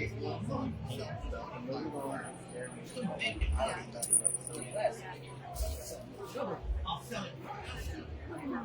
See, that's my take is hold out from that. Yeah. As a business person, So far it's been long. The stickers are reflective, and so it almost works out. They hide I know.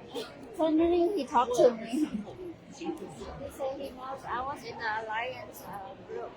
That's Yeah. why he talked to me. He said, can I have a photo with you? Oh, you want a picture? Picture with this man, Bruce Lee? Hey, Bruce Lee. I want to tell you, Mr. Bruce Lee, Andy Akala is a big fan of you, Mr. Bruce Lee. Andy Akala. All right, okay. I'm going to go ahead and exit. Oh.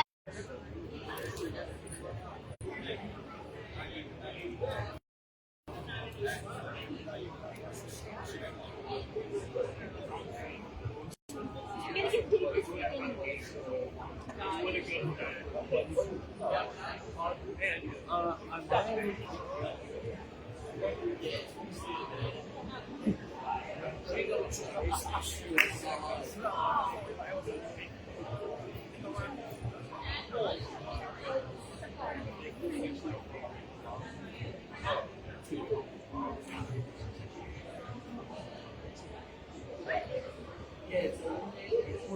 have the boxes in them.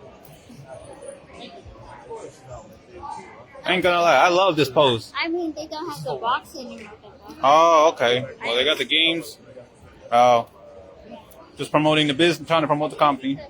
VCard, VCard.com, VCard TCG. Okay, there you go.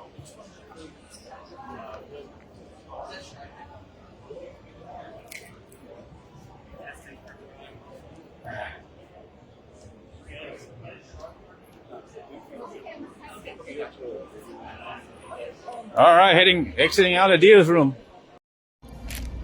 Oh, just spent $157.08 at Juicy Claws Austin. Vietnamese, family owned. Reminds me of my grandparents and my parents. Welcome back to 2000s, to the early 2000s, back when I was in elementary school. Living in Pflugerville. Just documenting this.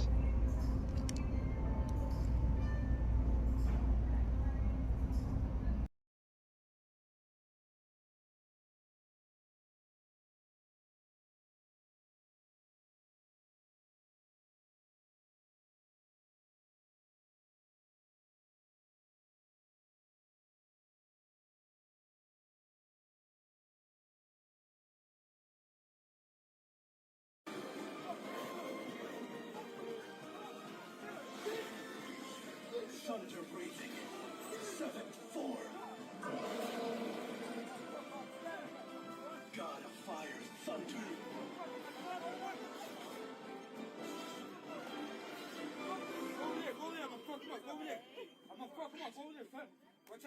So fast. What was it? How come I've never seen the technique until now? Damn you! I always knew that stupid geezer like you wouldn't be! Why else would he only teach you that technique? You're wrong. Oh, you got R. Kelly people, bro. Prince was never that kind of person. This technique is something I made. I created it all by myself. My hope was that one day I'd be able to use it to fight by your side. Damn, bro, you fucked the movie up. How is this even possible? Damn. Thunder breathing only has 6 techniques. Bro, why you gotta fuck the movie up?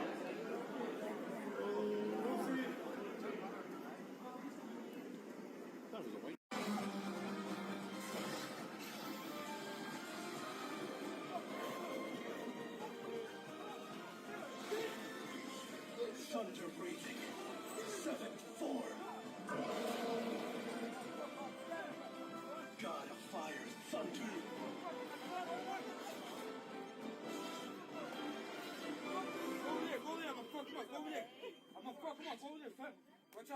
So fast. What was it? How come I've never seen the technique until now? Damn you! I always knew that stupid geezer like you wouldn't be!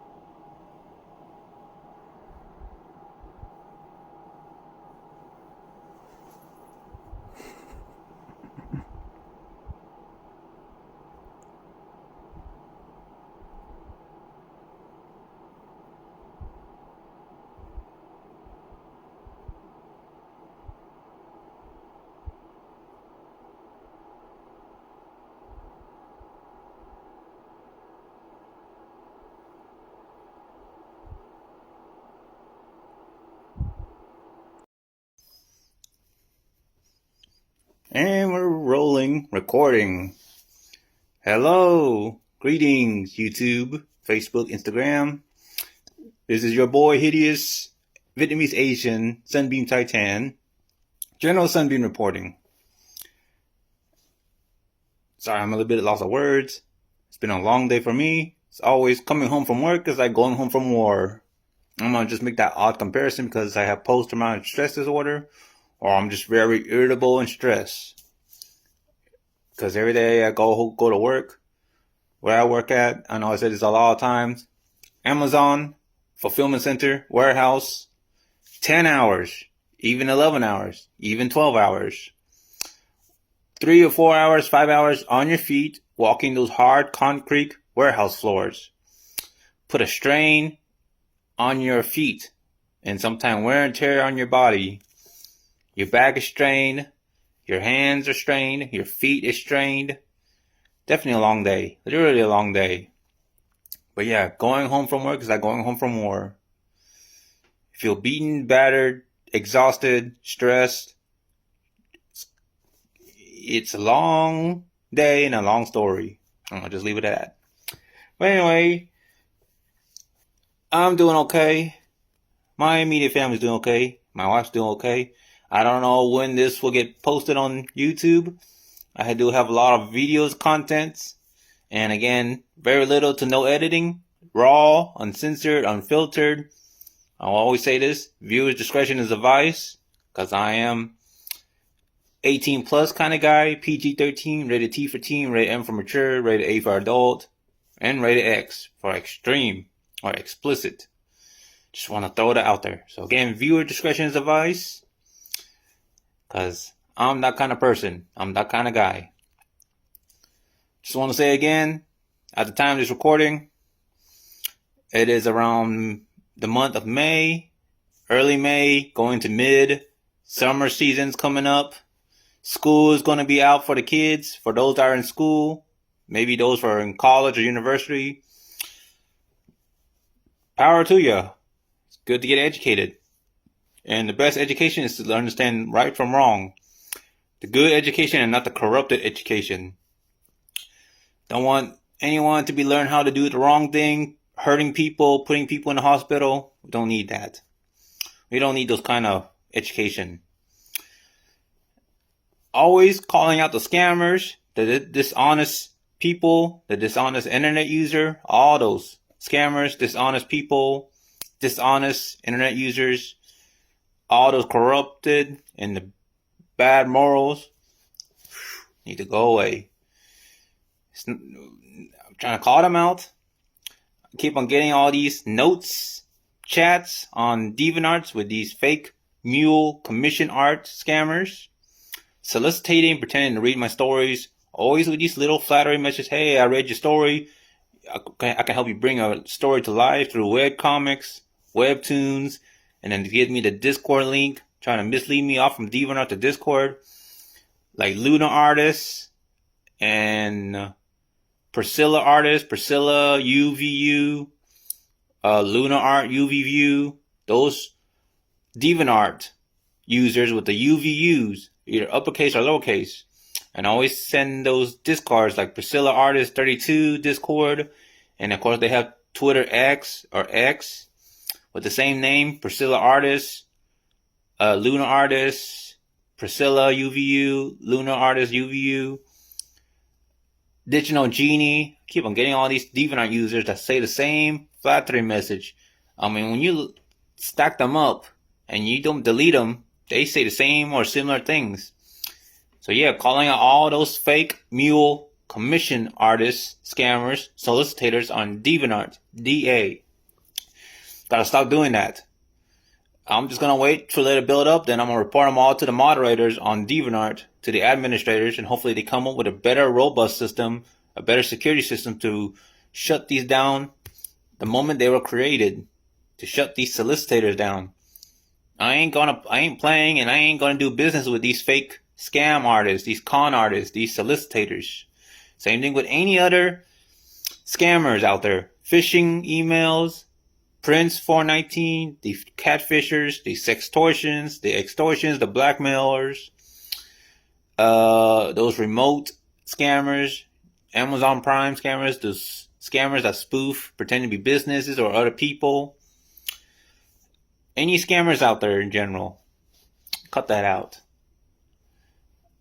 I am trying to get better at recognizing all these scams and to try to shut them down, report them to law enforcement, report them to the IC3, to the FCC, to all administration that handles scammers, and I hope that there are such things as counter scammers, just like those counter terrorists, hoping to scam, to counter all these scams and to form a scam busting brigade to destroy all these scammers. And I'm just providing that as a broad awareness that I'm aware of all these kind of scams, and they're always going to getting better. Unfortunately, these scammers are always trying to find ways to get better, to steal money, to commit fraud, and get away with it. Being the internet, it's full of dishonest, full of corruption, full of hate, full of bigotry, full of bias. Again, full of hate. The internet is a good place to spread lies and to hide behind all these anonymity, to be anonymous, and you can get away with it because you can lie about everything. You can lie about your gender, your sex. You don't have to show your face. You can choose to be honest and you can get away with it. It's such a cruel and dangerous the internet has become. Especially with the rise of AI. I'm sure many people will be using those AI in a bad way, misusing AI. AI is good for like logics and answering questions, but is bad for art, bad for education, as well like cheating education, having to do your homework for you. And it's bad for if you're trying to misuse it for harm, violence, in any way to promote it. Yeah. AI is the norm. AI is 2025. It is the rise of AI. The big thing, the current big thing, or the next big thing. It's going big, going bold. And of course, it reminds me of Arnold Schwarzenegger's classic movie Terminator and Terminator 2 with the Skynet. Just throwing it out there. As AI gets better and more approved, it will definitely take over jobs. It'll be something, I don't know. It could be like Terminator, Skynet. Just throwing it out there. Yeah, man, it's been a long day and my hairstyle looks weird. I look hideous. Again, this is your hideous boy, Sunbeam Type 10, with severe acne scars and hyperpigmentation, dark spots from my face all the way towards my upper shoulders and back, towards my waist area. Got very bad, severe acne, hyperpigmentation, acne scars, and a lot of stress. And just in case, for those that don't know me, of course I'm Vietnamese Asian, I'm not hiding myself. I'm in my 30s, still in my prime, still getting there, trying to live the American dream. I already got married to my wife, Asuna Knee 45, Asuna 500, Asuna Cute 32, Asuna Cute 5. You can follow Asuna Knee 45 on Instagram, Asuna Knee 45, Instagram, IG. That's her user, her handle. You can follow her on Twitch, I believe it's Asuna Cute 32. YouTube is Asuna Rose 44. Just promoting her because she's my wife and I love my wife. Sometimes we don't really talk, like laugh and all that because I'm a grown man. You know, I'm in my 30s. I'm trying to go to college, trying to live that American dream. Like parents and grandparents, you know, follow them. Have two kids, and have my own home. I mean, I don't want a big house like this, whatever I'm living in this media room.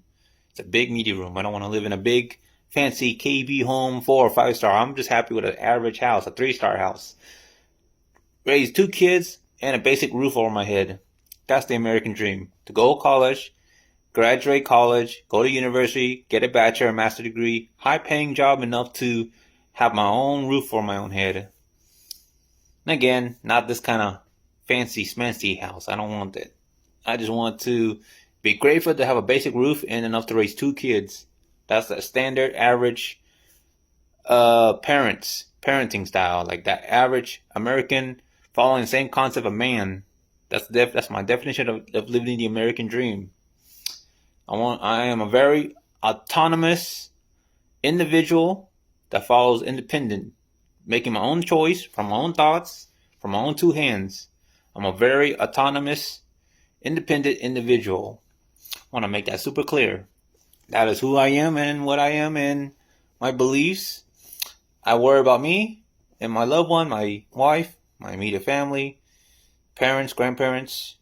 I don't worry about my peers, friends, close friends. They got their own lives. They got their own challenges, hardships. They got their own families. I'm worried about me. I stay in my lane. I know my place. Mind my own business. And I want you to do the same thing, internet. Peers, social media, you worry about yourself. You got your own problem. You got bigger things to worry about. You have a lot of things on your plate. And, because politicians are just making things very expensive, corrupted, at least some of them.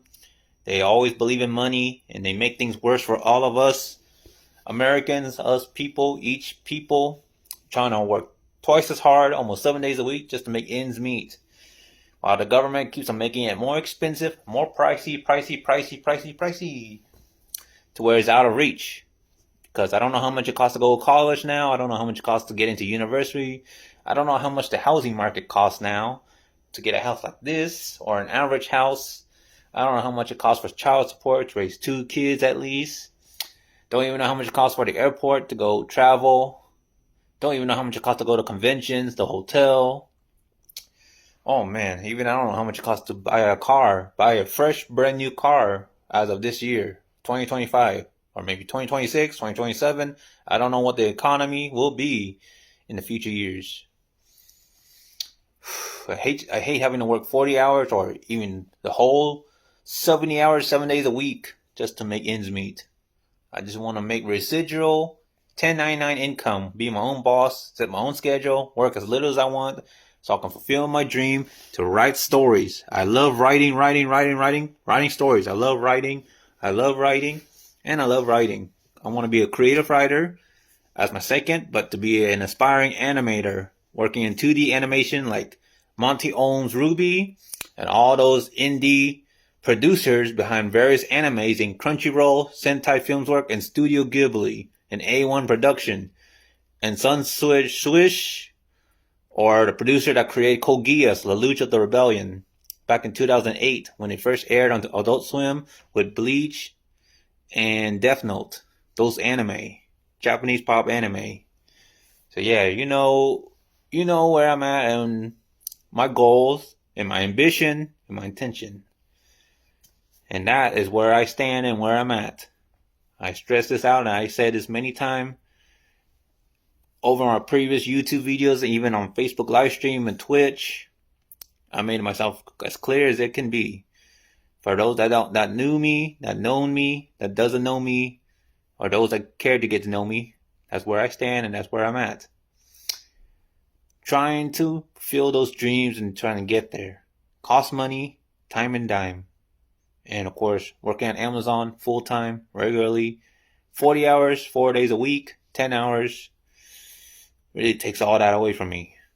Makes me go home tired, stressed, exhausted, confused, and mentally retarded.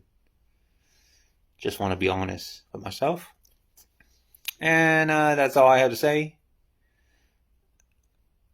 And I'm lost of words. Again, that's just me really, really feeling tired, out of it. This is General Sunbeam, Sunbeam Titan, Sunbeam 072, Sunbeam 0. And of course, Sunbeam. Thank you for hearing what I say from start to finish. Appreciate your support. Subscribe to my YouTube channel.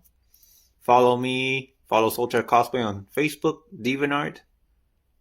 And hope you're doing okay. And stay safe. Make sure to follow the right education and not fall for any scammers. Peace.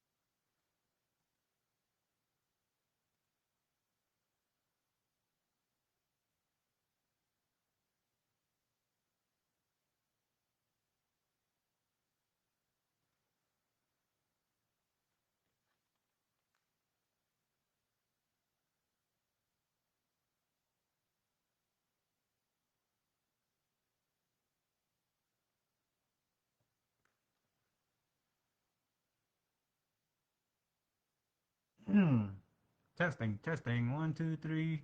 Testing, testing, 1, 2, 3. All right, just checking my Facebook. Facebook live streaming and Twitch.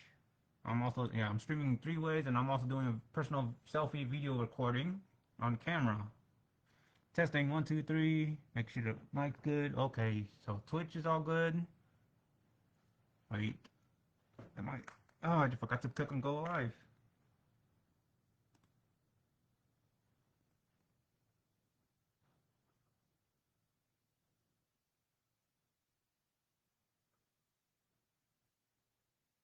Yeah, so I'm already live streaming on Facebook, and I'm doing a selfie video recording for a chatterbox here. Quite a discussion talking about W-2 employment in my previous job, which is Amazon Fulfillment Center warehouse. So this is me, Sunbeam Titan, General Sunbeam reporting here on Facebook live stream, and doing a video selfie recording for YouTube, which someone else shares it on Twitch, Instagram, Facebook, Pinterest, and various other social media platforms out there. I don't know what to say, but free will and free choice.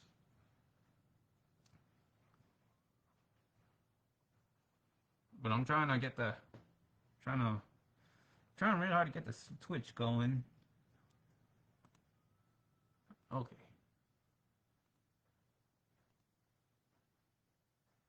There you go.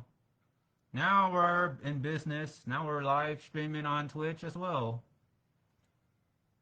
We're live streaming on Twitch. Just showing this for YouTube. There you go. Twitch, Facebook Live, all documented on the Streamlab and all that. So there you go.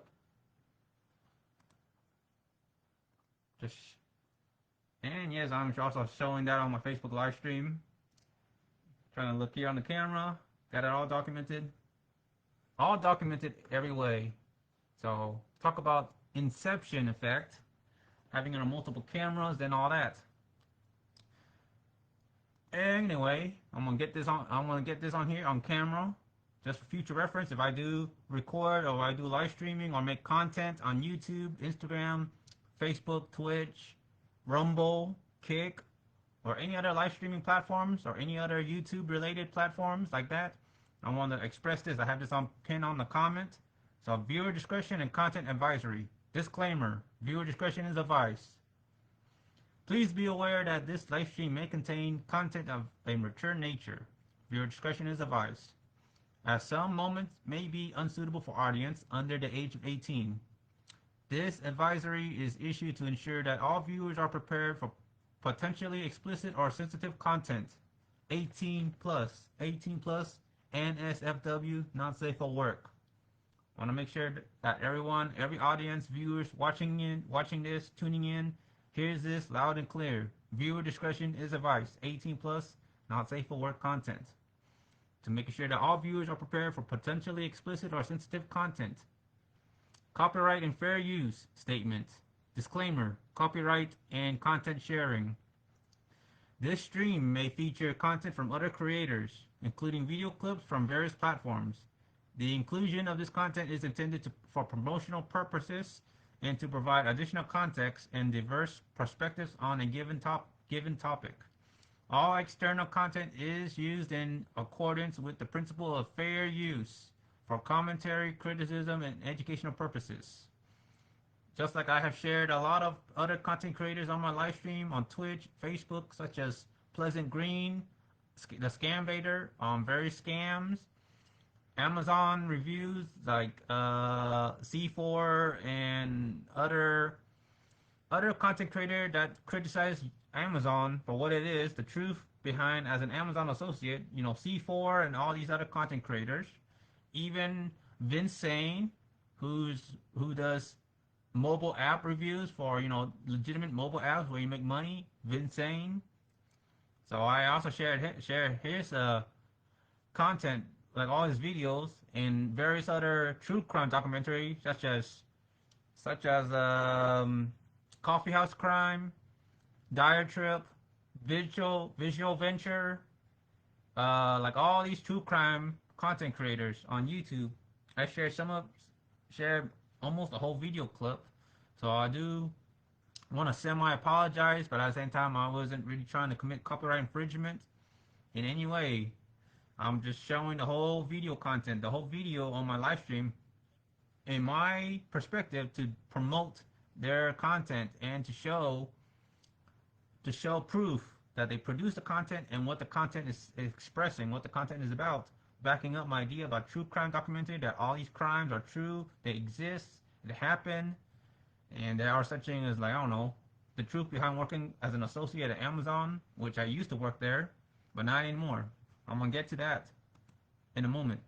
But again, this stream may feature content from other creators, including video clips from various platforms, Twitch, Facebook, YouTube, Pinterest, from other content creators, video producers, and so, even some from movies, television, or so. The inclusion of this content is intended for promotional purposes and to provide additional context and diverse perspectives on a given topic or subject or genre. All external content is used in accordance with the principles of fair use for commentary, criticism, and educational purposes. I really want to disclose that because I am trying to spread awareness and educate the general public and to all internet and social media users. It is important to note that I do not own nor claim to have produced the external content shared on this platform. My intent is to highlight and support other creators while utilizing their work to substantiate facts or express agreement on specific issues. Thank you for understanding, and again, thank you for viewing, tuning in, and hearing what I have to say from start to finish. My name is Sunbeam Titan, General Sunbeam, Solitaire Cosplay, Sunbeam Moonlight, Sunbeam 007, Sunbeam 0, Sunbeam 13, Sunbeam 072, Sunbeam 073. I'm generally known as Sunbeam or Sunbeam 007, General Sunbeam, and I've been around for more than a decade, 3 times a decade, ever since 1993, since I was born and welcome here to the world of Earth, thank God.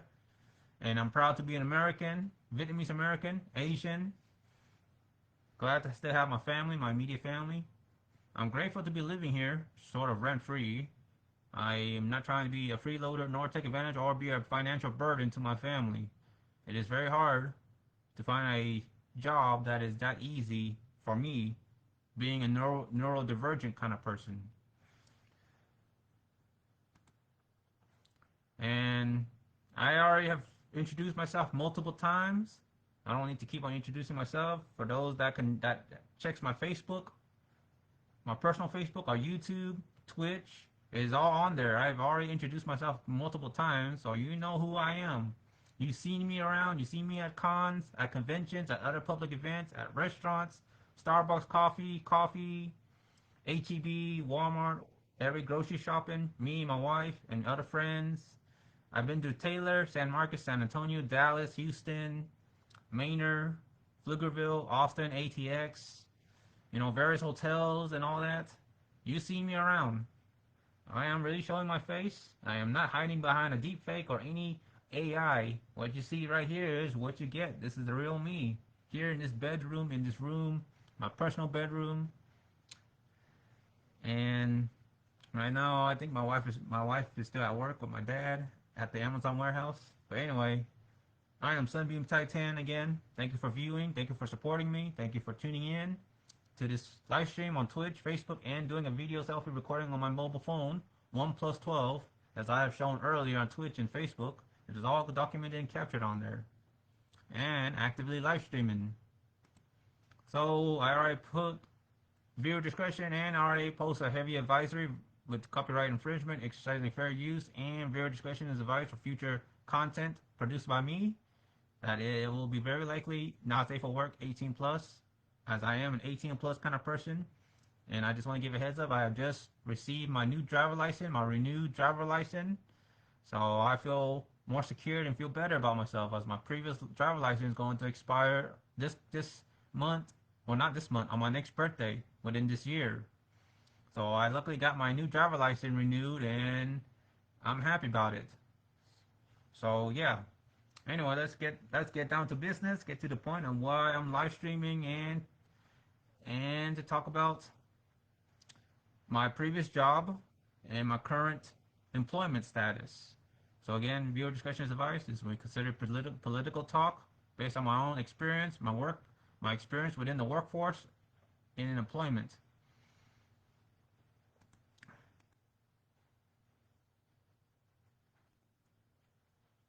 Okay.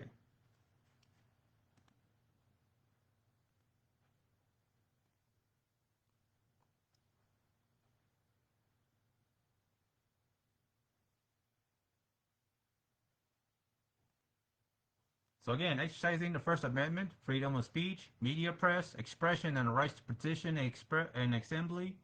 So again, I'm exercising the freedom of speech under the First Amendment responsibly.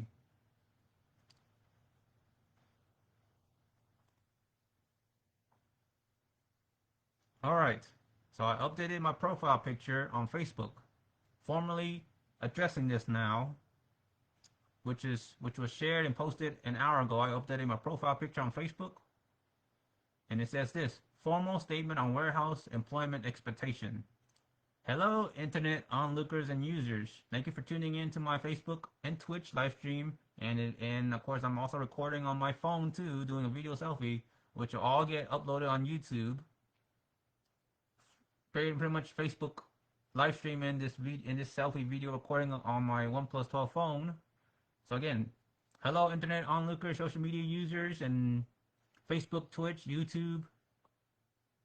I, Sunbeam Titan, General Sunbeam, have officially resigned and quit working from Amazon Fulfillment Center since August 25, 2025. Pretty much Monday, coming home from Windbloom Festival. If you heard of Windbloom Festival, that convention taking place at Mesquite near Dallas, Texas. I have officially resigned from working at the Amazon Fulfillment Warehouse Center on Monday, August 25, this current year of 2025. From Amazon Warehouse. I no longer employed by my own free will, or no longer employed at the choosing of my own free will and choice. I simply turned in my resignation. I put in my 2 weeks, and by Monday, August 25th, I quit. I quit and quit. I already give it a second chance. I didn't like it. I don't like the management. I don't like the work culture. I don't like the strictness, the stringent, the harsh restriction, the harsh labor, and just go, go, go, push, push, push, all that on the go, on the move kind of thing. I don't like it. And that's really concludes my W-2, W-4 employment working with an actual employer. I disagree with it. I don't like being bossed around, as I'm sure it is well documented based on me as an individual, me, myself, that on the paper, on medical paper, or maybe on a government forum or on government documentation, it shows, or through various previous managers or management employers, it shows that I'm probably the kind of person with a neurodivergence that don't take orders, that don't listen and do what I'm told. I'm the kind of person that don't listen to people. I'm considered an anti-totalitarian and authoritarian person. I'm an anti-authority kind of person. I don't like to listen to people and do what they tell me to do. I'm a rebellious, revolting kind of person that likes to be my own boss, be my own person, autonomous, do a phenomenal job being a self-driven, self-governant, autonomous person. As I have stressed this out on my previous Facebook profile and cover, showing that how autonomous I am. So yeah, no longer employed by my own free will and choice. I quit working at Amazon, and that'll be the end of working at W4 or W2 for as long as I can try to sustain myself as a 1099 self-employed person, which is going to be very challenging, I can say that.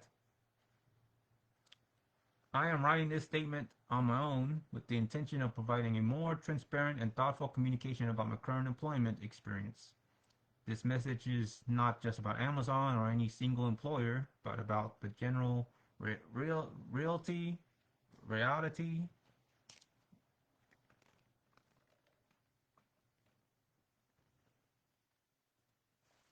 Sorry, gotta drink some water. So again, I'm just writing the statement with my own intention of providing a more transparent and thoughtful communication about my current employment experience. This message statement is not just about Amazon or any single employer, but about the general reality of W4/W2 jobs with direct employers, particularly within warehouse and fulfillment environments. Working as an associate in a fulfillment center comes with a very clear expectations and responsibilities. Associates are expected to, and this is relating to my previous workplace at Amazon, working for Amazon. In multiple Amazon department, whether you're working at a sortation center, at a fulfillment center, or at a delivery stop or something, Amazon Fresh, working in a refrigerator or something, picking food, anything that has to do with Amazon warehouse, associates are expected to meet performance rates. Each role, whether you're working in picking, packing, stowing as in putting away item, like putting this in the bin, putting this in the pod, putting this in the pod, and then pressing this button, beep, send that pod away, bringing in the next pod with all these bin, 18-inch, putting this item, beep, this, putting this item in, beep, this, and again, putting this item, beep, this. You scan, sweep, stow, scan, sweep, stow. So that's what stowing is. It's putting away item in the pod full of bins. Like this, beep, that, like that. That's stowing. Picking is the opposite. You take in this, beep, put in a yellow tote. Taking an item from the pod bin, beep, put it in a yellow tote, push that tote, and again replace with an empty tote. Rinse and repeat. That's picking, or that's caps. Packing, you get a box and you put 5 items, beep, beep, put in this item and pack it. It's almost self-explanatory when you choose to work there, but I'm only showing all that example. I ain't gonna go in full details. You can search all this up on YouTube and it will show. I'm sure it also shows because I also have some few content where I used to work at the Amazon Fulfillment Center, and it shows what it's like being as an associate. The big picture, what the interior looks like, all these machinery, robotics, conveyance, stainless steel, the loud eerie noise where you had to put on the quiet modes and headphones. Oh my gosh. But about the general reality, again, you're expected to meet performance rates. It's all about numbers, crunching numbers, rates, this and that, rates here and there. It's a rate-driven company. That's how I describe and look at Amazon. The Amazon company is a rate-driven company where numbers are more matters than being a person. That's what I look at it as. So again, meet performance rates. Each role, picking, packing, stowing, sorting, etc., is measured by productivity metrics, which can feel intense and closely monitored.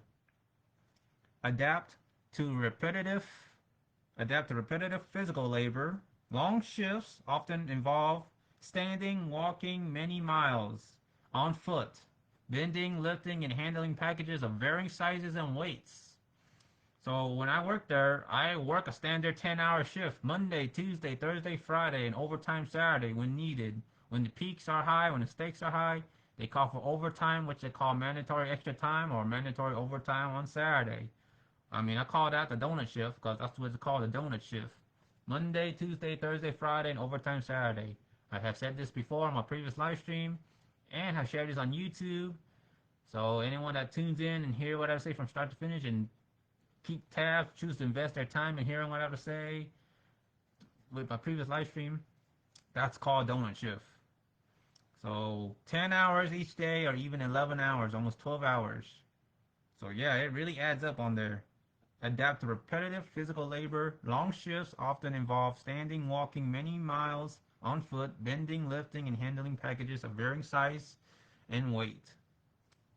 Maintain safety compliance, which is very hard because I don't really feel that the work culture is adhering to safety. They stress that safety is the top priority, but when it goes safety and meeting the standard work performance, the metric rates all together like this, it's hard to try to do it simultaneously. But safety should be above all and not the standard work performance. The rates should not matter. I always said that. when I used to work for Whole Foods as a Whole Foods shopper, Amazon Prime now, Whole Foods shopper at that Whole Foods in Domain, that little sub downtown, that Domain area, the shopping strip. When I worked for Whole Foods at the Whole Foods market, I told the manager there that the rates don't matter. The metric rates don't matter. Safety is more important, and that I should work at my own pace, take my time, and focus. It's hard for me to focus, and I told the manager I have trouble focusing, and I have trouble, laser focus. So it just really builds out stress and anger and all this disappointment and frustration with me. And yeah, I still agree that safety should be number one priority.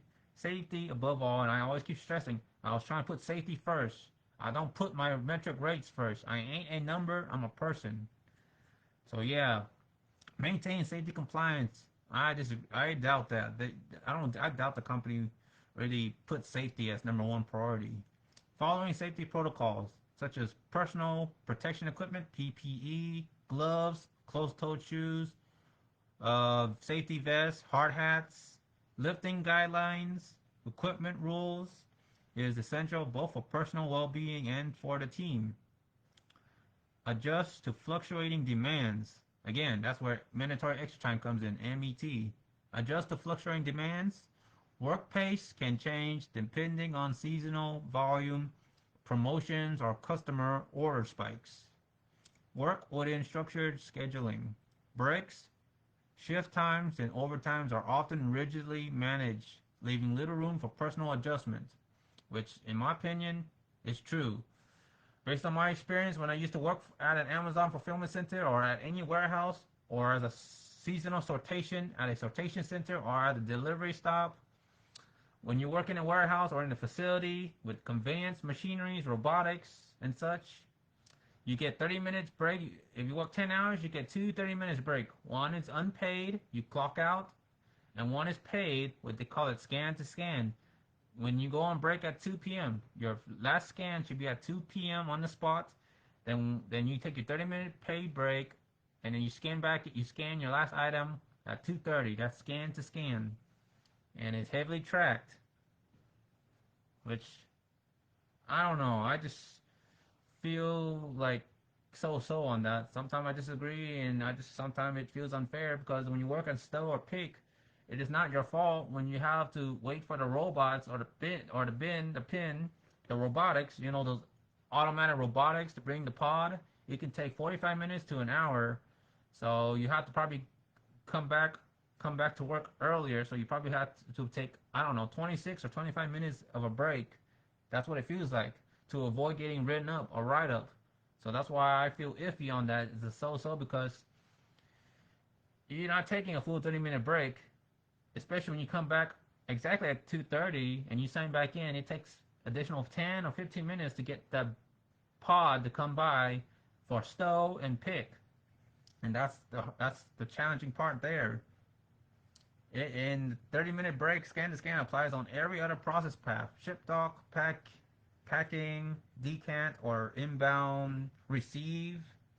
It applies to everything. Because I've been called out and been told about it, why I'm taking 45 minutes or something and all that, and I'm just like, I got written up for taking an extended break. And this was stow, and it shows on there. I probably have it documented on my YouTube, in a YouTube short showing my write-ups and all that. But yeah, that's why I just sort of disagree and why it feels iffy and all that. So that I would say I just disagree that I do try to come back on break and it shows on the security camera, but it's always going by the system, the computer system, and that's what I strongly disagree about. So yeah, adjust to fluctuating demands. Work pace can change depending on seasonal volume, promotions, or customer order spikes. Work within structured scheduling. Breaks, shift times, and overtimes are often rigidly managed, leaving little room for personal adjustments. From a personal standpoint, I believe these jobs represent the core of modern logistics, ensuring that goods move from suppliers to customers efficiently. At the same time, I recognize the challenges associates face: mental and physical strain, limited upward communication, and a sense of being reduced to metrics rather than people, which I really still agree. on a survey, it asks, are you treated more of a number than a person? I always choose that. Yes, I am treated more of a number than a person. I am not treated like a human being. And that's why I always choose that I strongly stand and agree that I'm being treated more like a metric number than a person. You know, I always put safety and my well-being first. I take my time. I step out to drink water. But now I have to really feel like hustle, hustle, go, go, go, just to keep my rates within the guardrail. And that sucks. I really hate that I'm being dictated by a computer system. Metrics, rates, numbers should not matter. Safety and being a human being, working within your own pace, at your own well-being matters, and it should matters. Same thing with doing DoorDash or driving, working with all these stupid metrics, DoorDash, Uber Eats, favors, all these Postmates, anything that has to do with metrics, rates, and numbers. Safety, being a driver, your safety and well-being as a person matters. Number one. So yeah, I really disagree with anything that goes by metrics, rates, and computers. I really don't like the robotic systems and all these computer systems. That reminds me of Arnold Schwarzenegger's Terminator, Skynet. I don't want that to be the real deal. So I believe these jobs represent the core of modern logistics, ensuring that good moves from suppliers to customers efficiently. At the same time, I recognize the challenges associates or workers, employees face: mental and physical strain, limited upward communication, and a sense of being reduced to metrics rather than people. This statement is not intended as criticism alone, but as a call for open or exercising open door policy in part of freedom of speech, First Amendment, balance conversations about warehouse work or facility work, even working in chemical or dangerous facilities like chemical plants or something of that caliber. Employees deserve to be recognized, not just as labor inputs, but as individuals contributing to one of the most important systems of our economy.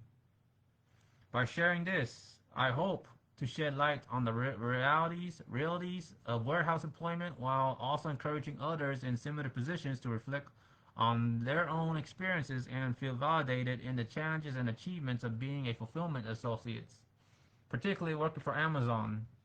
In a rate-driven company where a computer dictates your employment, where a computer dictates your metrics, your rates, your numbers, telling you that you're not aiming high enough or you're not working fast enough. It's always go, go, go, hustle, hustle, hustle, on the move. Very little for restroom breaks, water breaks. They really treat you like a robot. They don't treat you like a person that has limits. And that is what I have to say about that. That's want to share down there. But trying to carry on, I have other, let's see. I have other varying statement to this. I'm hoping to make a very long statement. Like I'm trying to communicate more about me used to work at Amazon at two different locations, two different sites. The one on near Pflugerville, ATX on McNeil Road and all that, and the one in the Pflugerville area near HEB. So I have already had this message laid out. Just give me a moment. Plus I need to drink some water. I'm getting dehydrated.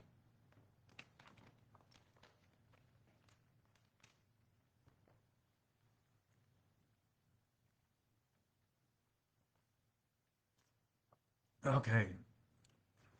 A formal account of resignation from Amazon. The tiers of performance and the human costs. This document provides a formal and detailed account of my resignation from Amazon. Effective Monday, August 25, 2025, since the day after coming home from Mesquite, Texas during the Windbloom Festival event, the Genshin Impact inspired theme convention over there. So I have quit and resigned from working at Amazon Fulfillment Center since Monday, August 25th, 2025.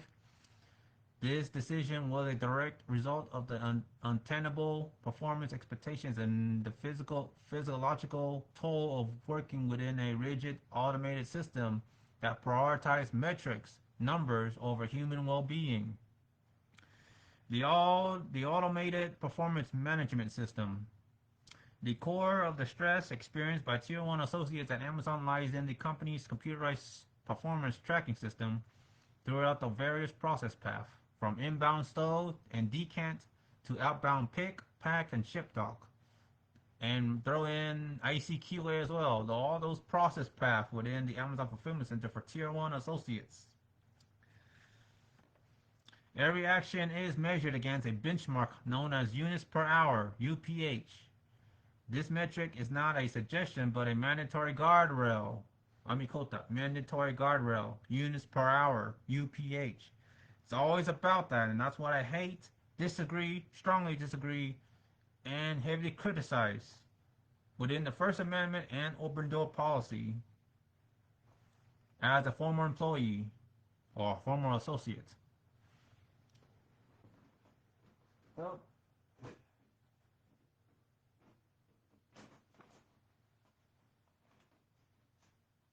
there you go. Let me get this on camera. This is my badge, my former associate badge. I was a blue badge. Has my Amazon login alias and my first and last name. Just to confirm I used to work there. Put that away now.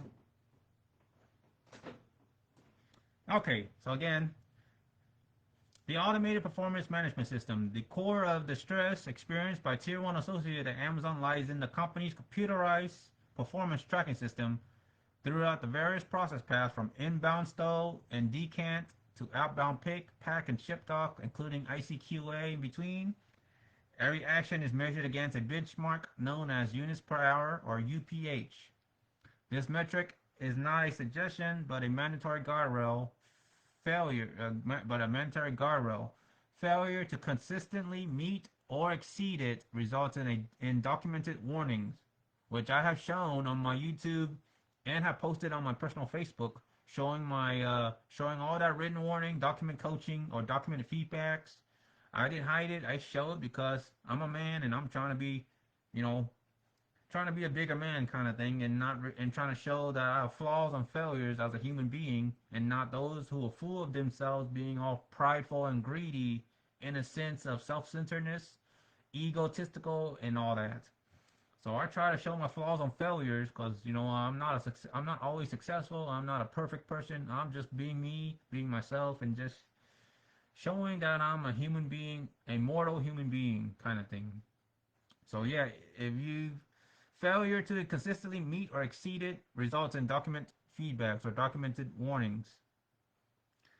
The system is automated and relentlessly impersonal.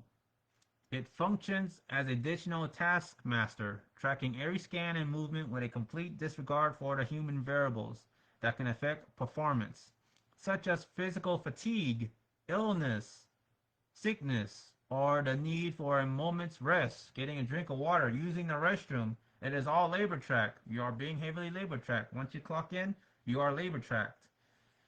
So again, when you take your second break, when you work a 10-hour shift, when you take your second break, it is scan to scan. 2 p.m., you scan your last item. Then you take your 30-minute break.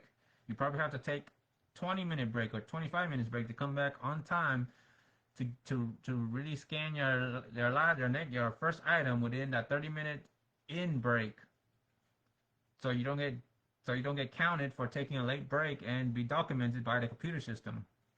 That is where this whole computerized taskmaster automated system with a complete disregard for the human variables that can affect performance, and that's one of the examples there for a need for a moment's rest.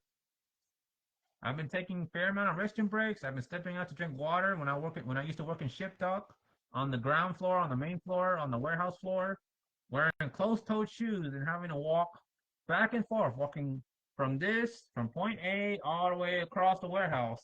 That feels like 30 miles or 7 feet of walking distance, or 7 miles of walking distance. And you're being in the computer, and the computer doesn't track foot movements. The computer doesn't track restrooms break. The computer doesn't track you being on your phone if you have an important phone call within reason, such as calling your doctor and all that. The computer metric doesn't track you drinking water. It doesn't track all that. So it has to be humanely programmed or coded by process assistants, PA, or area managers, AM. And that's and that is how working at Amazon, being an associate behind Amazon floors at the warehouse works.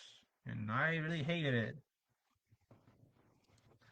So again, it can affect performance. It completes disregard and it doesn't track human variables. Once you clock in, you're heavily labor tracked. So it doesn't track physical fatigue, illness, or sickness, the need of moment's rest. It doesn't track all that. It only cares about numbers and only cares about the scan. Beep, beep, beep, beep. It only tracks scans. So the faster you scan, the better your rates, pretty much. The UPH metric alone determines an associate's value, reducing a complex job to a simple number.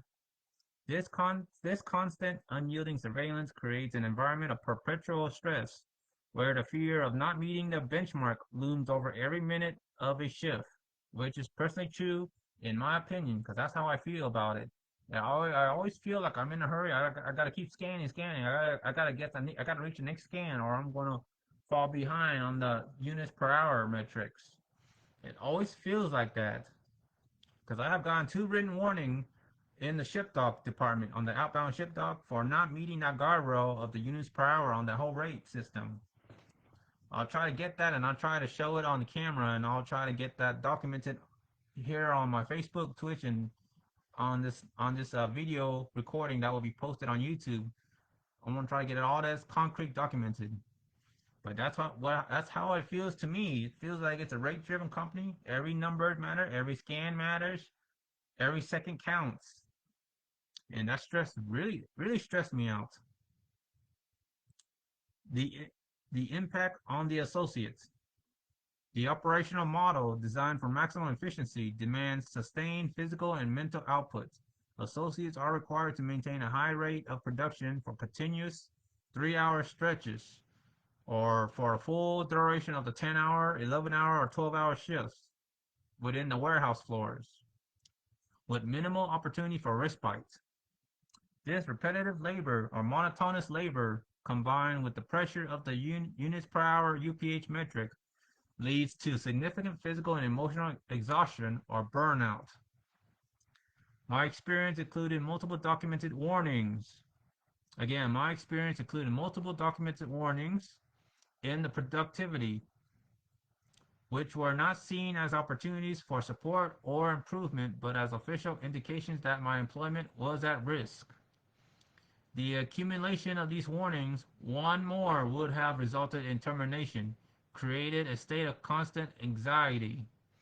Rather than feeling like a valued part of a team, the system made me feel like an expendable component in a larger machine, one that could be replaced the moment it became inefficient. Well, again, that's how I feel. I mean, it feels that way. I mean, I try my best to give it all, put 110% what I do. I try to take my job seriously, but me mentally and personally, I don't like that job, and I never agreed or fully consent to working there. I feel more compelled to work there because I need the money. It's mandated. It's all because the government mandate the money. It's all mandated. They say money doesn't grow on trees, but I don't understand why this whole banknote, the U.S. banknote dollars, coins like pennies, nickels, dimes, quarters, all these coins and all these banknote dollars, paper money, all existed in the first place, and I don't know how it was created, and I don't know why it just feels mandated. Because back in Adam and Eve's time, in the prehistoric era, money like these don't exist. Everything was just hunter and gather, all up for grabs, the Wild West. I'm all in for primal, primitive, and prehistoric moments where everything is just up for grabs and hunter and gather in a prehistoric, primitive era kind of thing. And I'm that kind of person. I'm a huge support for Adam and Eve, in favor of Adam and Eve, and in favor of going back into the Stone Age in the prehistoric times, where everything is hunter and gather, and everything is free and full of resources where money was never a thing and was never mandated. But again, it's mandated. That's why money matters, and I don't, and I feel compelled to work at Amazon because I was forced against my will, because my immediate family want me to work there, and they went through all this I-9 stuff, all this process, going there, get my drug test, and going through it, and going through all these training and all this, and I hate having to feel coerced against my will just because I need the money because it's mandated. I disagree with all that. I would pray to the Lord to go back to the Adam and Eve prehistoric era when it wasn't about the money. When it's more about human, being a mortal being. But yeah, I didn't like being treated like a number. I didn't like that the units per hour, this whole stupid rates and metric effing matters. It should not matter. Human safety and well-being of the human race matters. Or the associate lives matters. My experience My experience included multiple documented warnings, which were not seen as opportunities for support or improvements, but as official indication that my employment was at risk. The accumulation of these warnings, one more would have resulted in termination, created a state of constant anxiety. Rather than feeling like a valued part of a team, the system made me feel like an expandable component in a larger machine, one that could be replaced the moment it became inefficient. Conclusion: resignation and a new path. I chose to resign rather than wait for the inevitable termination.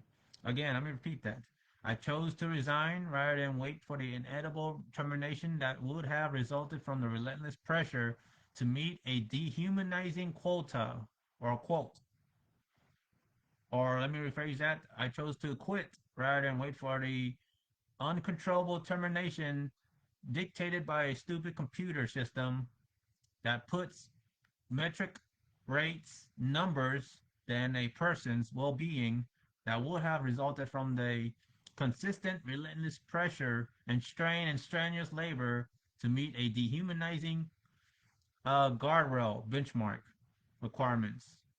This decision was a conscious choice to reclaim my professional autonomy or self-governance, being my own person, being my own boss, exercising free country, free will, free choice making, again, professional autonomy and personal well-being.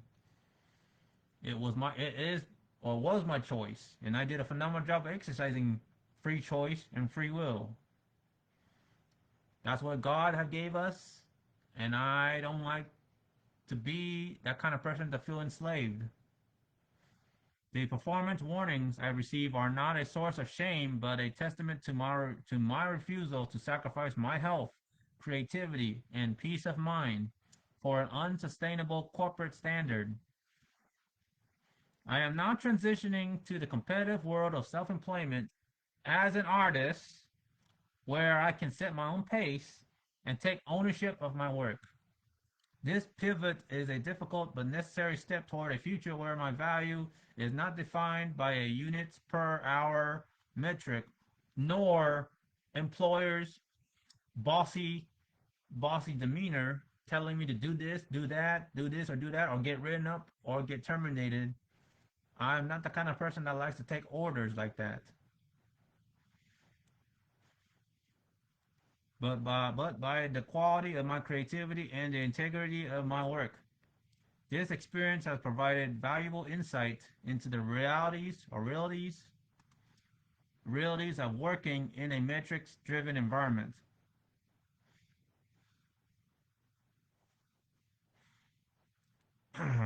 And I intend to share my story, not to condemn Amazon, but to provide an honest account of the challenges faced by its Tier 1 associates. It is a cautionary tale about the human cost of a system that prioritizes output above all else, and the physical and mental toll of peak season, a closer look at Prime Week. So let me continue. Let's talk about Prime Week, Amazon Prime and the peak hours. This statement provides a detailed account of the heightened demands and personal cost of working long shifts at an Amazon fulfillment center, particularly during peak periods like Prime Week. The physical reality of long shifts. The most immediate and brutal impact of working at Amazon is physical, very straining, very strenuous, and very demanding. During Prime Week, shifts extends from 10 hours to 12 hours at the most. And that is within the policy. You can only work 12 hours at the maximum. And no more than 7 days a week, and no more than a full week, I think. But at the max, can only work 12 hours at the max. And no more than 7 days a week, no more than 60 hours. Yeah, 60 hours. With the implementation of mandatory extra time, or MET for short, this forces associates to endure an additional hour or more of intense physical labor on unforgiving concrete floors. The relentless pace, which involves heavy lifting, pushing pallets, and hustling from floor to floor, results in significant and prolonged physical strain. The description of feet feeling like they have survived a battlefield and the need for foot reflexology illustrates the severe physical toll. The work is not only strenuous, but also repetitive, monotonous, leading to deep-seated fatigue that sinks deep into your bones. This physical exhaustion is so profound that simple necessities like caffeine or drinking coffee, energy drinks become a matter of survival, not a luxury. The constant movement driven by the need to maintain performance metrics, UPH, leaves no room for rest, making the job feel like a daily combat against exhaustion. Oh boy.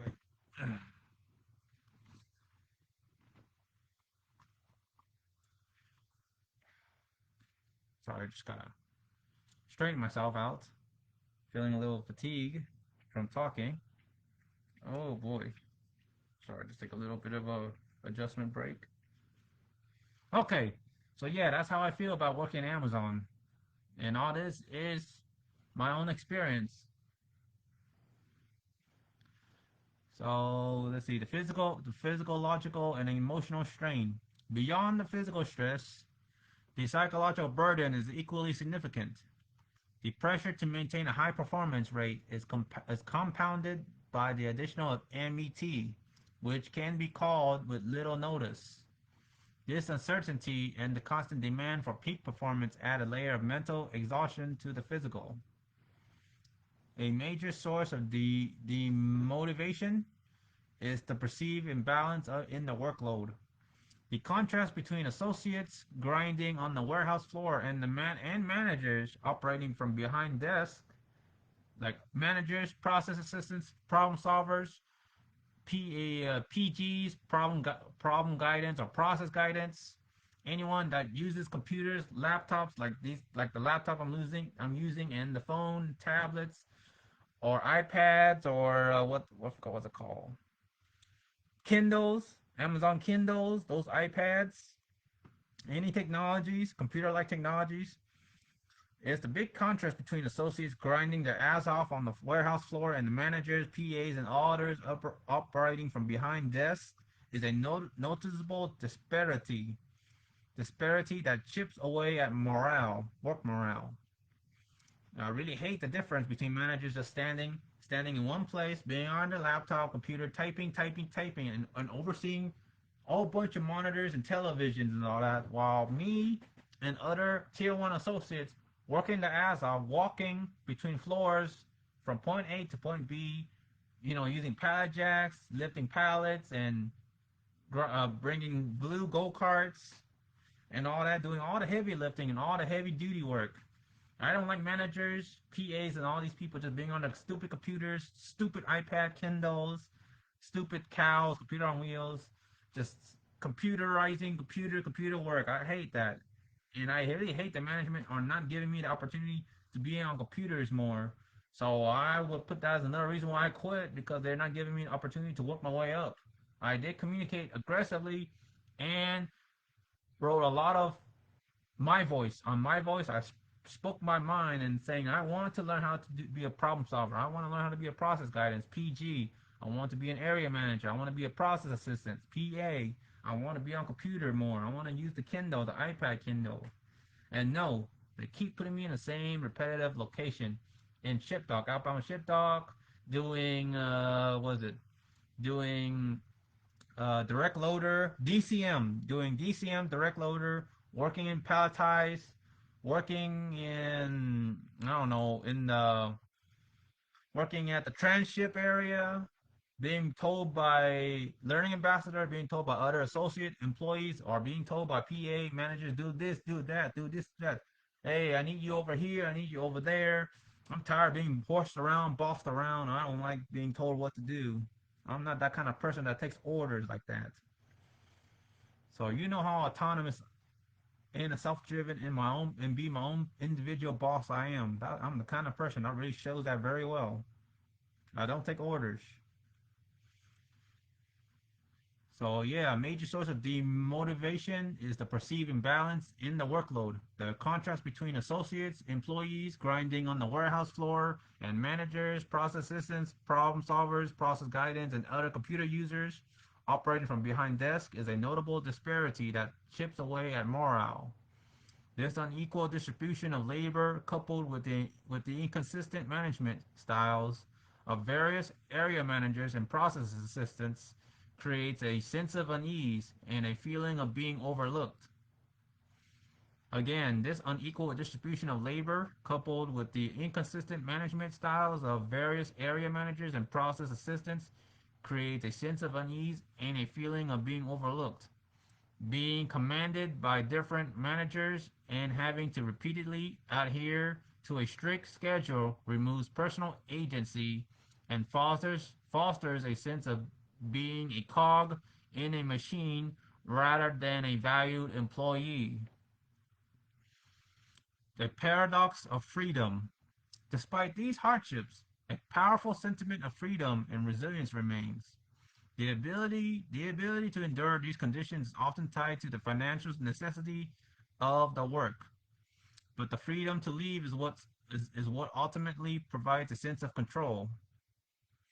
The final statement: while Amazon may burn you out, it doesn't own you. You can quit. You can walk away. Capture this paradox. That's what I did. I tend to leave early, 2 hours, 3 hours early. I took voluntary time off, VTO, if offered, and if I have enough paid time off or personal time off or vacation leaves, I try to apply this ahead of time, and I can just walk out or clock out like that on the spot kind of thing. So again, if they offer voluntary time off ahead of time on your A to Z, on the A to Z application on your mobile phone or on the website, online, on computer, or if they offer voluntary time off VTO in person on the warehouse on site, you click on it, you talk to your manager, or you claim VTO on your A to Z app, and boom, clock out, and you're just good to go. You're safe. So there's a bit of a paradox of freedom there, and that's a benefit. I will give that. I'll give Amazon that. Fair credit for the freedom, a paradox of freedom there. Unlike most other W2, W4 jobs, you don't get a lot of voluntary time off or so. Most of the time, if it's fairly busy, they'll keep you on the clock until from that time to that time, and the managers can't ask you to stay longer, giving you overtime, whether you agree to it or not. That's the downside of working in a W2, W4 job is where if a manager asks you, hey, you need to stay longer or something, if it feels like a force, you can't really say no to it. But again, if it's again, it is sometime it is about uncommon for a manager to provide voluntary time off, or if they don't need you, or if the work is that slow, they can cut you off and relieve you to go home early. It is a fair benefit for those that don't want to work a typical 8 hour shift or 10 hour shift or so. But again, it's all based on what the managers want. It's all based on being ordered and instructed by the managers. It's the hearsay of the managers' command kind of thing. It's not your own choice. Again, that's why I love 1099 gigs and I love being my own boss. I don't like to follow management orders or being told to stay or to get cut. I want to be the one to dictate my own work shift, my own work hours, and my own schedule, choosing when I want to work and how long I want to work, kind of thing.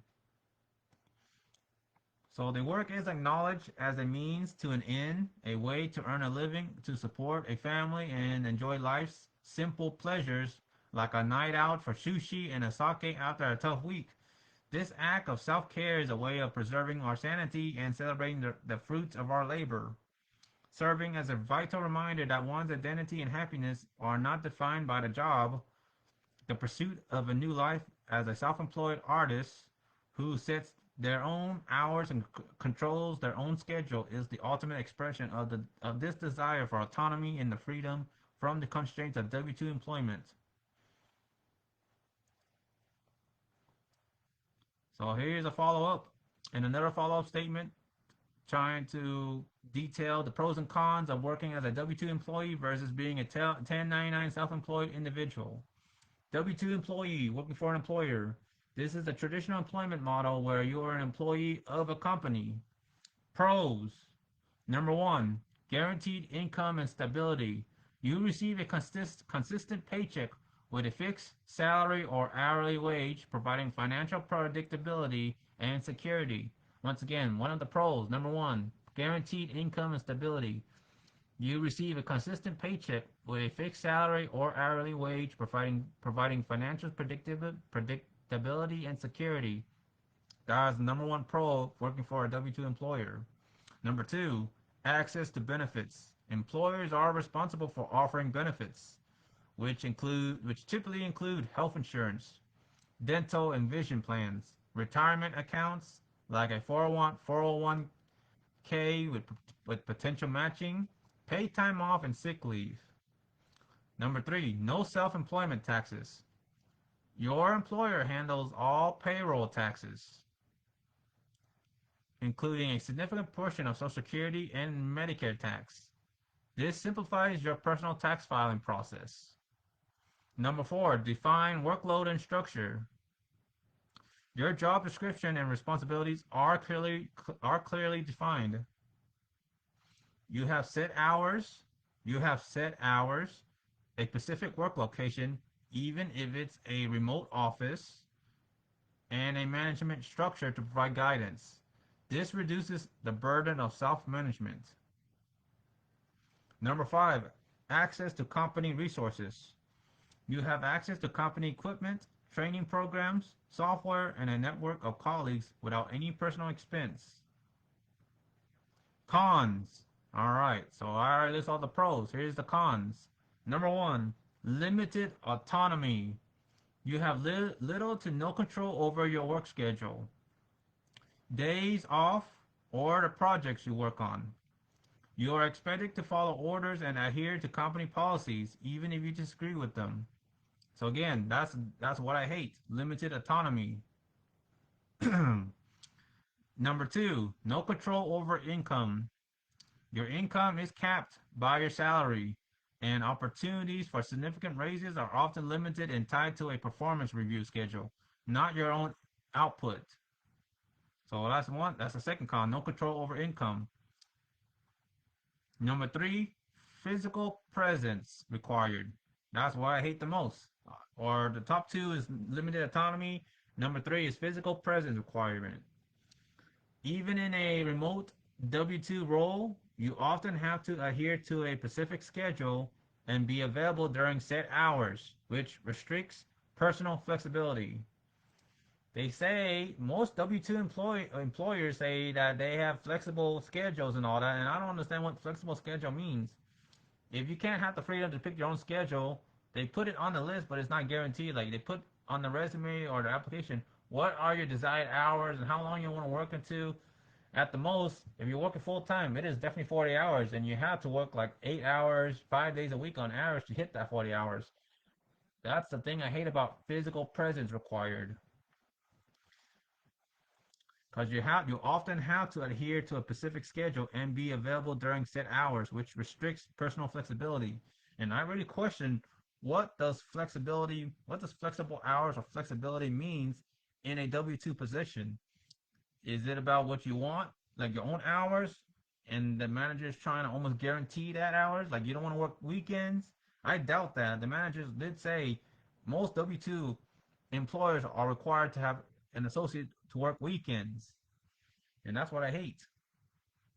Number 4, politics and hierarchy. You must navigate a company hierarchy and workplace politics. There you go again. It's politics. There's where the work. Politics and hierarchy. And I think I'll put that on the top three, on the third. What I hate about working at W-2 jobs. You must navigate a company hierarchy and workplace politics. This can be a source of significant stress, as you are accountable to various managers and may have to take commands from multiple supervisors with inconsistent approaches.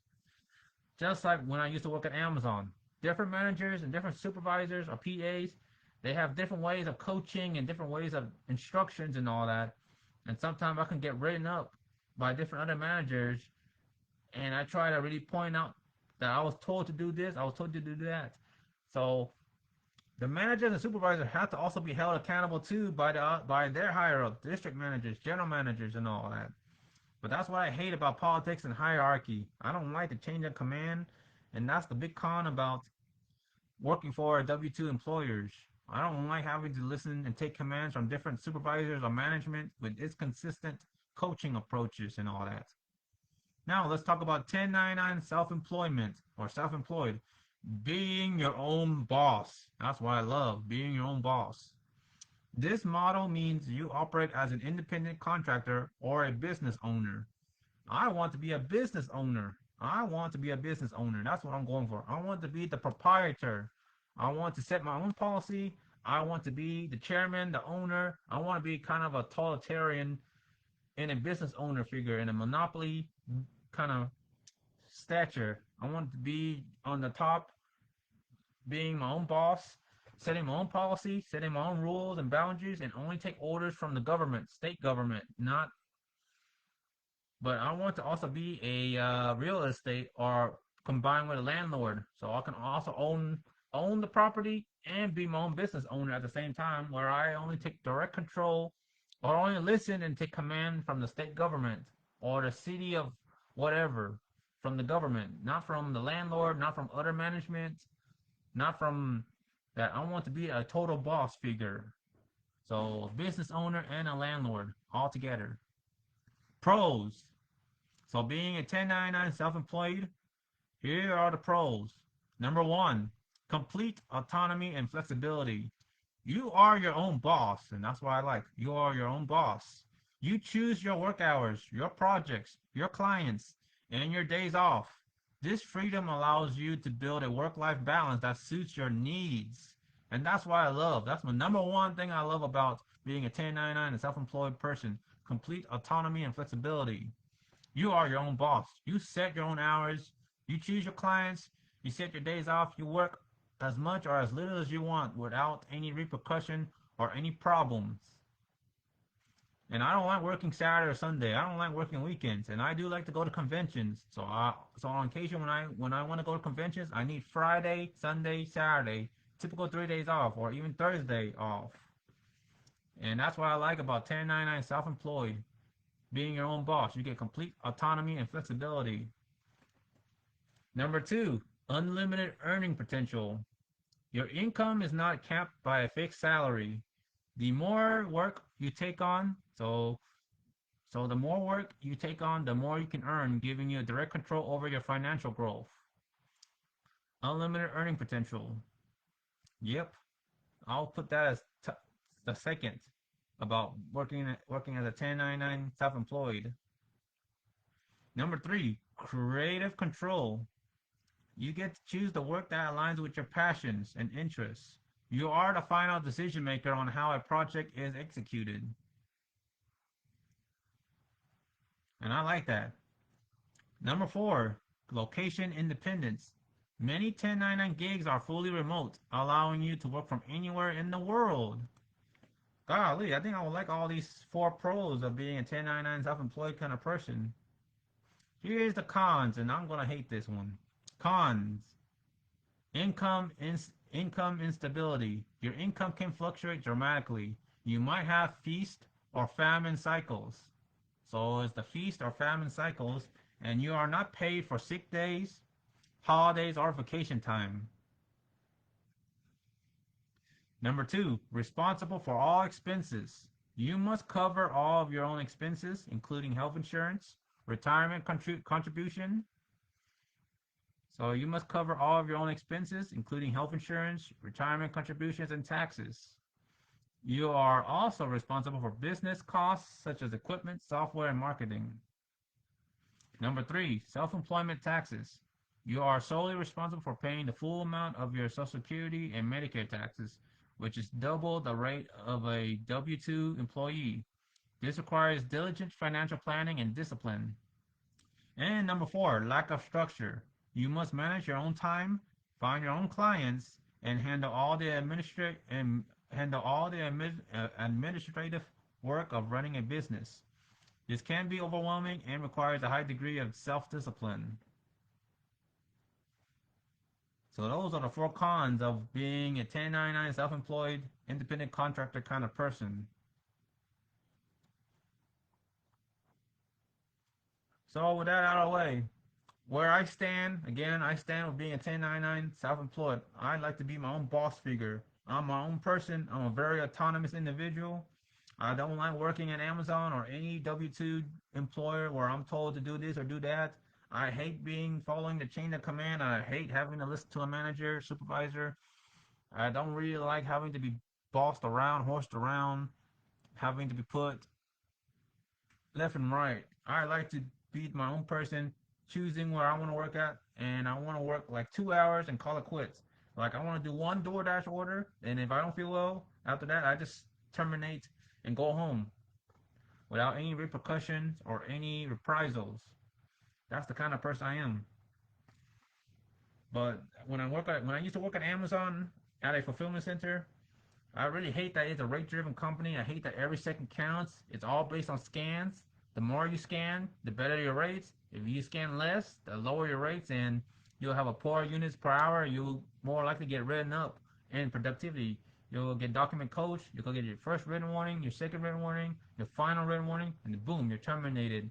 You're terminated for not meeting the benchmark, the guardrails of the units per hour.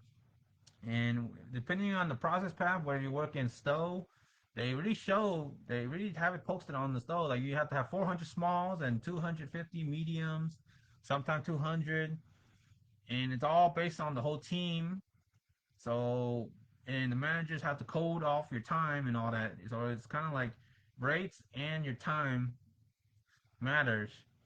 So if you don't scan, you will accrue time off task or idle time, and I believe they go hand in hand. So if you have a high idle time, you will get written up, or you will be investigated, and the manager will ask what's going on, why you have 30 minutes of TOT or an hour-long idle time without scanning something. They'll wonder. Everything is labor check.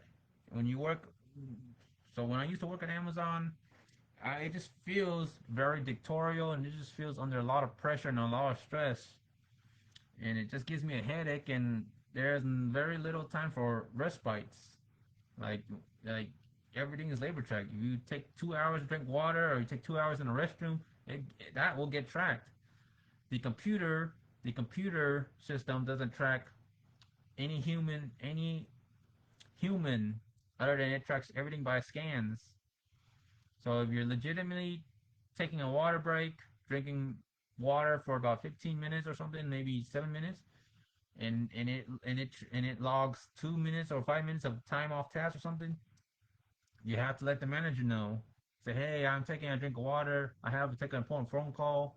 So all that's where it gets coded by the managers. So all that downtime, TOT, idle time, you have to communicate with your PA or the managers to get it all documented, all coded down. And yeah, that's what I hate. The computer system doesn't track all that. It tracks all solely by scans. Scan rates matter. It's always about that. It's always about production. The managers always stress about production, production, production. always about working fast, fast, fast, and go, go, go, and all that. I criticize Amazon, and I disagree with the whole work culture and the whole standard work and all this rates and metrics, including any others that follow the same system. Whether that's, I don't know, the fulfillment center of Google or something, DoorDash, Uber Eats. I disagree with the way how they use metrics and all that, computer metrics. I disagree. And the last time I used to work at Outbound Shipdown, they already rolled out with the Proteus and the Cardinal, and I got training in the Cardinal and all that, and well, I just quit. So I kind of apologize for feeling all that hassle of getting trained from nothing, working in the Cardinal and all that. I mean, I'm grateful to actually learn something new, but I'm still very disappointed and very dissatisfied that I'm not getting trained to be a problem solver working on computers. But now I'm now self-employed and a 1099 person. I'm trying to be a content creator and try to work on producing my own story when I can, but I'm just focused on being a content creator, and I get to use my own personal laptop. At least I have that freedom and I can do so. But now I don't have any financial stability or any financial income coming in. I'm not getting any paid in any way. I am just trying to make a little bit of pennies and dollars using these mobile phones. And again, I'm a phony person. I have three phones on me. This phone, this old OnePlus something, and the phone that's charging. And I'm using this OnePlus 12 phone to do a video selfie recording to get it on YouTube to talk about that I have resigned and quit working at Amazon, and I'm officially unemployed for I don't know how many days from August 25, 2025 to now, which is September 14th or something, Tuesday, or September 16th, September 15th. I forgot which. I gotta check. I think it's September 16th on a Tuesday, so I don't know how many days have gone by since I quit or currently unemployed since I quit working at Amazon at the fulfillment center, or I stopped working for any W4, W2 employers altogether, as I like to declare myself as a 1099 independent contractor, business owner, self-employed, be your own boss, be my own person, autonomous figure. I'm a kind of person that likes to lead and be myself, be my own person, and live life as I see fit, lawfully and legally. I don't want to be treated like a human being, and I treat people the way I want to be treated. I respect people the way I want to be respected. I don't treat people like tools, numbers, or a dollar sign over the head. I try to look at them as a human being, as a person. And oftentimes, I don't tell people what to do. I never give orders. I never commanded. I let people be autonomous, exercise their own autonomy, and let them do what they want to do. And if they say no, I try to respect and take no for an answer. Just like what I expect them when I tell them no, I'm sorry, I have to decline. I expect them to accept it and say, "Oh, okay, no problem." But yeah, I quit working at Amazon and I officially resigned. And now I'm currently unemployed for, I don't know, 15 days, 3 weeks. And I would have been homeless, but I'm trying not to be a financial burden. Trying to work very hard I can, try to find a sustainable 1099 gigs with the help of ChatGPT, Google Gemini, various AI platforms, and all that. Being the modern era and the digital age and all that, 2025, with a lot of bad news and bad things happening all around me. I'm gonna give me some drink of water. But yeah, 2025, I'm trying to use with the help of AI here to try to help me find a sustainable 1099 job that will help me pay the bills and help me supplement my income. As I'm going to challenge myself to try to stick to a 1099 income with the help of artificial intelligence. Oh my gosh. Sometimes looking at myself, I really hate my hairdo. I have a very bad habit of just pulling my hair like that, running my hair like that, because I really don't like that it feels uneven, and I'm trying to get it. I don't know how long my hair will grow out until my dad asks me if I want a haircut. Going to Chinatown at the Silk Cut, Chinatown on North Lamar Boulevard here in ATX to get a haircut. I'm trying to have my hair hopefully grow where it's touching the top of my eyes here, covering my eyebrows, cause I'm trying to have it all grow right here where it barely covers the top of my eyes like an emo character, so I can take a selfie and say that's my original character, Sunbeam, General Sunbeam. That's the kind of hairstyle what I want General Sunbeam to have, having the front side of the hair covering barely to the top of the eyes like he's an emo character, covering the whole forehead, covering the whole eyelashes or the eyebrows, barely covering the top of the eyes is how I picture General Sunbeam. So yeah, but I don't know when I'll be asked to get a haircut. But I'm pretty sure it will be soon or next month or the following week, next week. But yeah, I don't know what to say. But again, February 2026, me, my wife, and the whole family, my immediate family, will be going on a cruise, Carnival Dream, 9 days on the sea voyage. Have to pay about $300 for the whole 9 day voyage going to Central America. I'm gonna just throw it out there. But again, let me see what else I can say.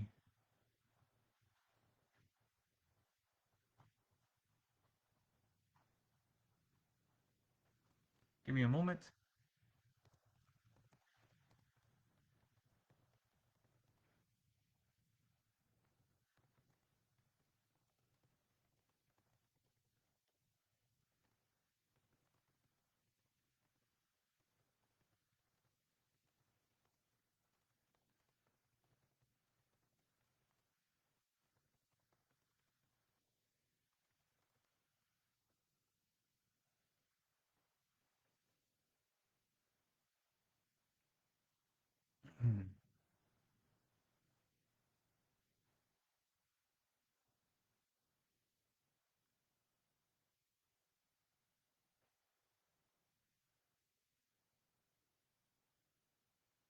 Okay. Oh, is my dad home? Oh, 6 or 7. Oh, my dad did arrive home. Well, I'm gonna go ahead and end the live stream abruptly because my wife and my dad are home and I don't want to be talking too loud. But yeah, I just want to again close this up. I have resigned and quit working at Amazon and I'm currently unemployed, doing 1099 self-employment, working from home. Hopefully, try to find a sustainable 1099 gig that help me pay the bills. So again, Facebook and Twitch. I quit working at Amazon and I'm currently unemployed. Hoping to get back into doing DoorDash and all that. So this is Sunbeam Titan, General Sunbeam. Thank you for tuning in and peace.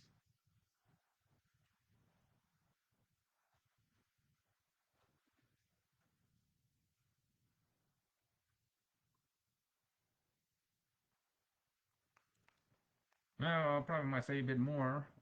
Let me see, is my wife? Check.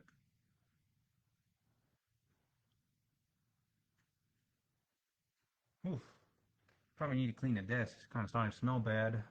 I've been drinking tea and all that. I need to clean the workspace better. Probably change the shirt, change the shorts, change the underpants.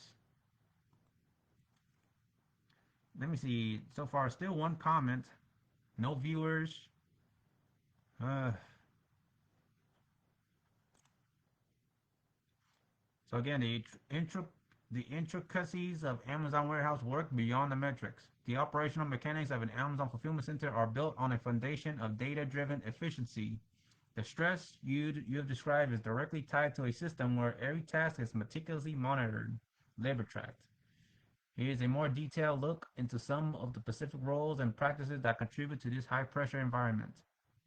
The reality of UPH, units per hour. The units per hour UPH metric is the central pillar of performance evaluation for many Amazon associates. This system tracks the number of items either stowed, picked, packed, or shipped per hour. The pressure to meet or exceed the UPH guardrails can be significant, as a consistently low rate can lead to documented warning or feedbacks and eventually termination in the productivity. Relentless pacing. The UPH metric is often set at a rate that pushes associates to their physical limits. Unlike human supervisors who might account for variables like fatigue or a brief moment of rest, the automated system only measures output or measures only scan. How fast you scan will yield higher units per hour. The less you scan, the opposite. Physical and mental toll. Numerous reports from workers and labor advocates indicate that the demand for high UPH.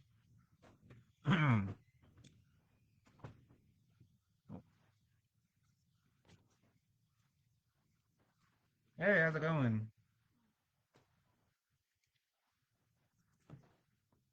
Sorry, I just want to give a heads up. I'm live streaming on Facebook and on Twitch. Yes.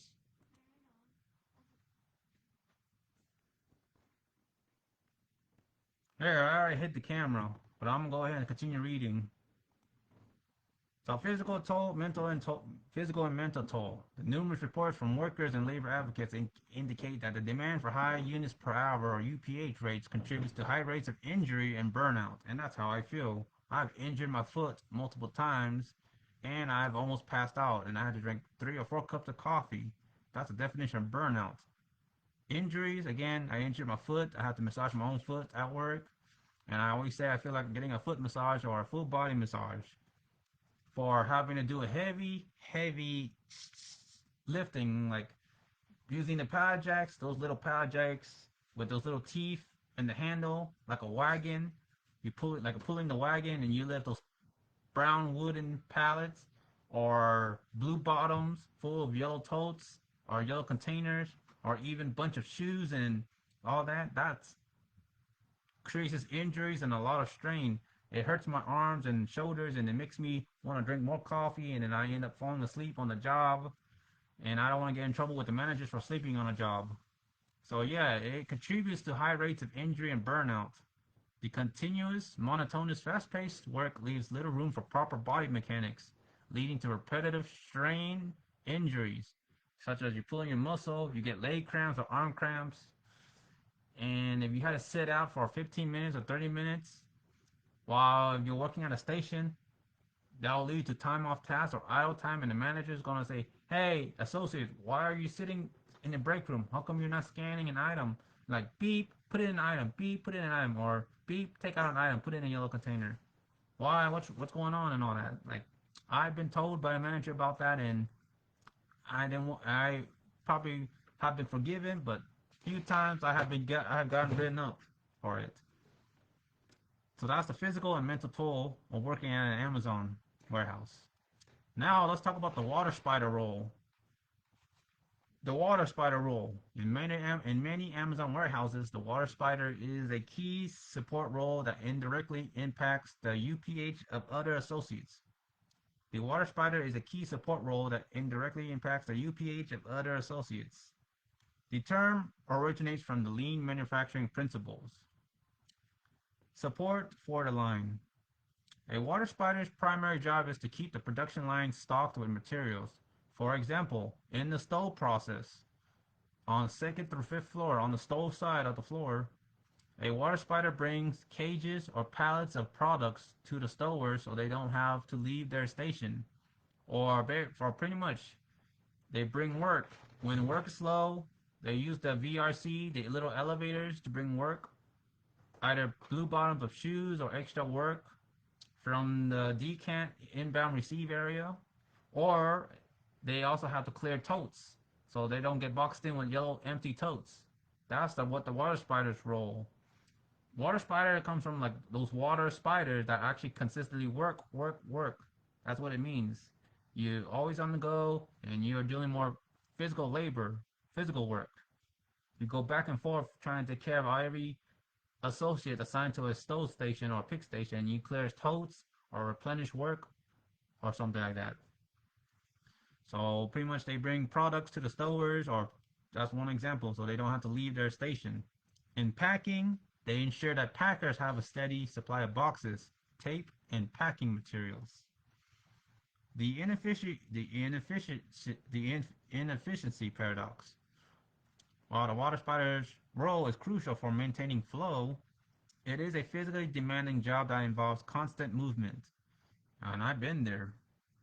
They are essentially the human equivalent of a supply chain. taking on the waste of walking and material handling so that the other associates can focus solely on their units per hour generating tasks. Again, the UPH word there. Managers coding in and time off tasks, TOT. The concept of managers coding in is a common term among warehouse workers and refers to a manager or process assistant manually adjusting an associate's time. So what they do is manipulating metrics. Managers have the ability to code, or let me quote that, code an associate's time as indirect. And that's what I'm talking about. So when the managers can code, they have the authority, they have the ability to code an associate's or employee's time as indirect. This means they can manually remove or adjust time off tasks, TOT, which is the time an associate is not actively scanning or working on a task. TOT is a key metric that, if too high, can also lead to write-ups, document feedback or document coaching, first, second written warning, termination, being fired, kind of thing. So that's what I've been saying, that the managers have the power and the authority to code and to do all that. But of course, it was reasonable. But yes, if you have too high of time off task or idle time, it can lead to write-ups or investigation. Discretionary power. This ability gives managers significant, often unchecked, power over an associate's performance record. So discretionary power, this ability gives managers significant, often unchecked, power over an associate's performance record. While it can be used for legitimate reasons, example given, an associate assisting with a special project, it can also be used inconsistently. The practice can lead to a sense of unfairness, where managers may protect favored employees from disciplinary action for TOT, while others are held to a much stricter standard. This can create a culture where getting ahead or avoiding write-ups is less about your work and more about your relationship with management. Again, favoritism. And that's the memo.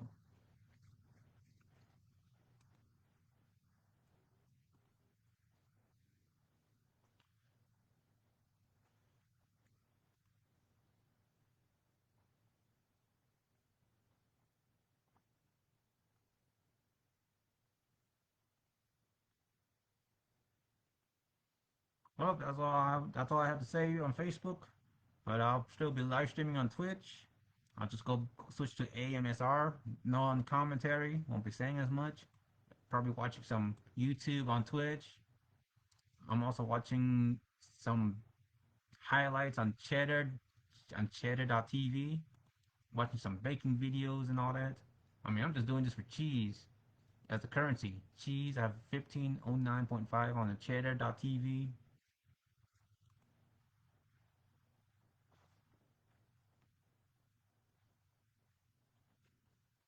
So yeah, I'm going to go ahead and conclude the live stream on Facebook, but I'll keep the live stream going on Twitch and just put on some YouTube videos. Perhaps going to share some Twitch videos about Amazon, sharing the truth, what's like working over there.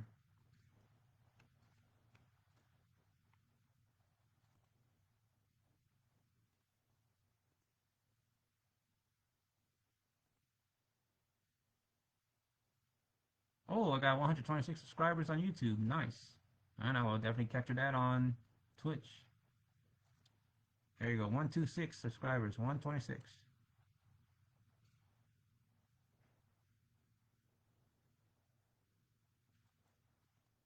And I'll also capture Rumble, my account on Rumble.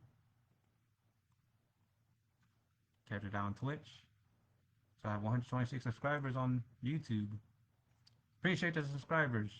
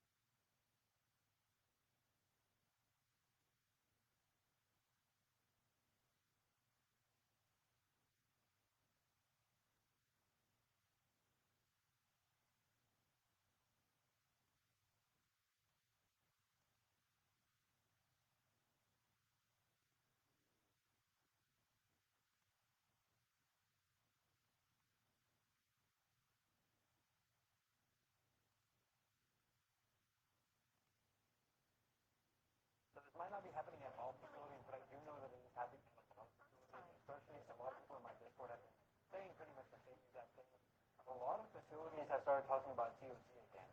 Now, I made a video a couple of months ago talking about is TOT gone? Because one, I hadn't heard of it for a long time. Two, Amazon had released a statement last year, back in 2021, that they were planning on basically rearranging the rules for TOT completely because they felt that it was abusive towards their employees, and they just plan on readjusting the rules completely. And so Exactly the same as an American donut or sugar-coated a sugar donut, but we just rolled it up into or twist it up, and we call it chocolate. And it's usually eaten at what's good, everyone? Welcome back to a brand new video. not necessarily for breakfast. The document recipe is going to allow this to sit again for an hour to let it double in size. You want to make sure that the plastic wraps are oiled, especially when it's mixing chocolate, it will stick to the plastic. Okay, so now it has doubled in size, and now we're going to fry it. You want to make sure that the frying pan is hot enough and that's the best pieces in there, and go ahead and add it. Now, my frying pan was set really high. Having a good manager can make such a big positive difference compared to having a bad manager, which can completely ruin somebody's experience at Amazon, especially if they're brand new and their very first manager is bad. I want to talk about that in today's video. And yeah, follow me on Instagram at @NateThePadilla if you haven't already. But let's get straight into it. So the reason for this video is just because obviously I make content and I make Amazon content, and every single time I look through the comments on my videos, some of the things that I say, some people can relate to them or agree with them, and some people, they're neutral on it, and then there's some where it's just like they have completely wildly different experiences. And I've always said this in a lot of videos. Everyone's experience is different at Amazon. Can that dog please stop barking? But everyone's difference at Amazon is very, oh my god, this dog. Sorry, I got a little bit off track there. That dog started to bark a lot. I don't even know if the mic picked it up, but everyone's experience at Amazon is very different. And I've always said everyone's site is different. Like, depending on what site you work, it's going to give a very different experience. And that's why some people end up really, really hating Amazon. And some people who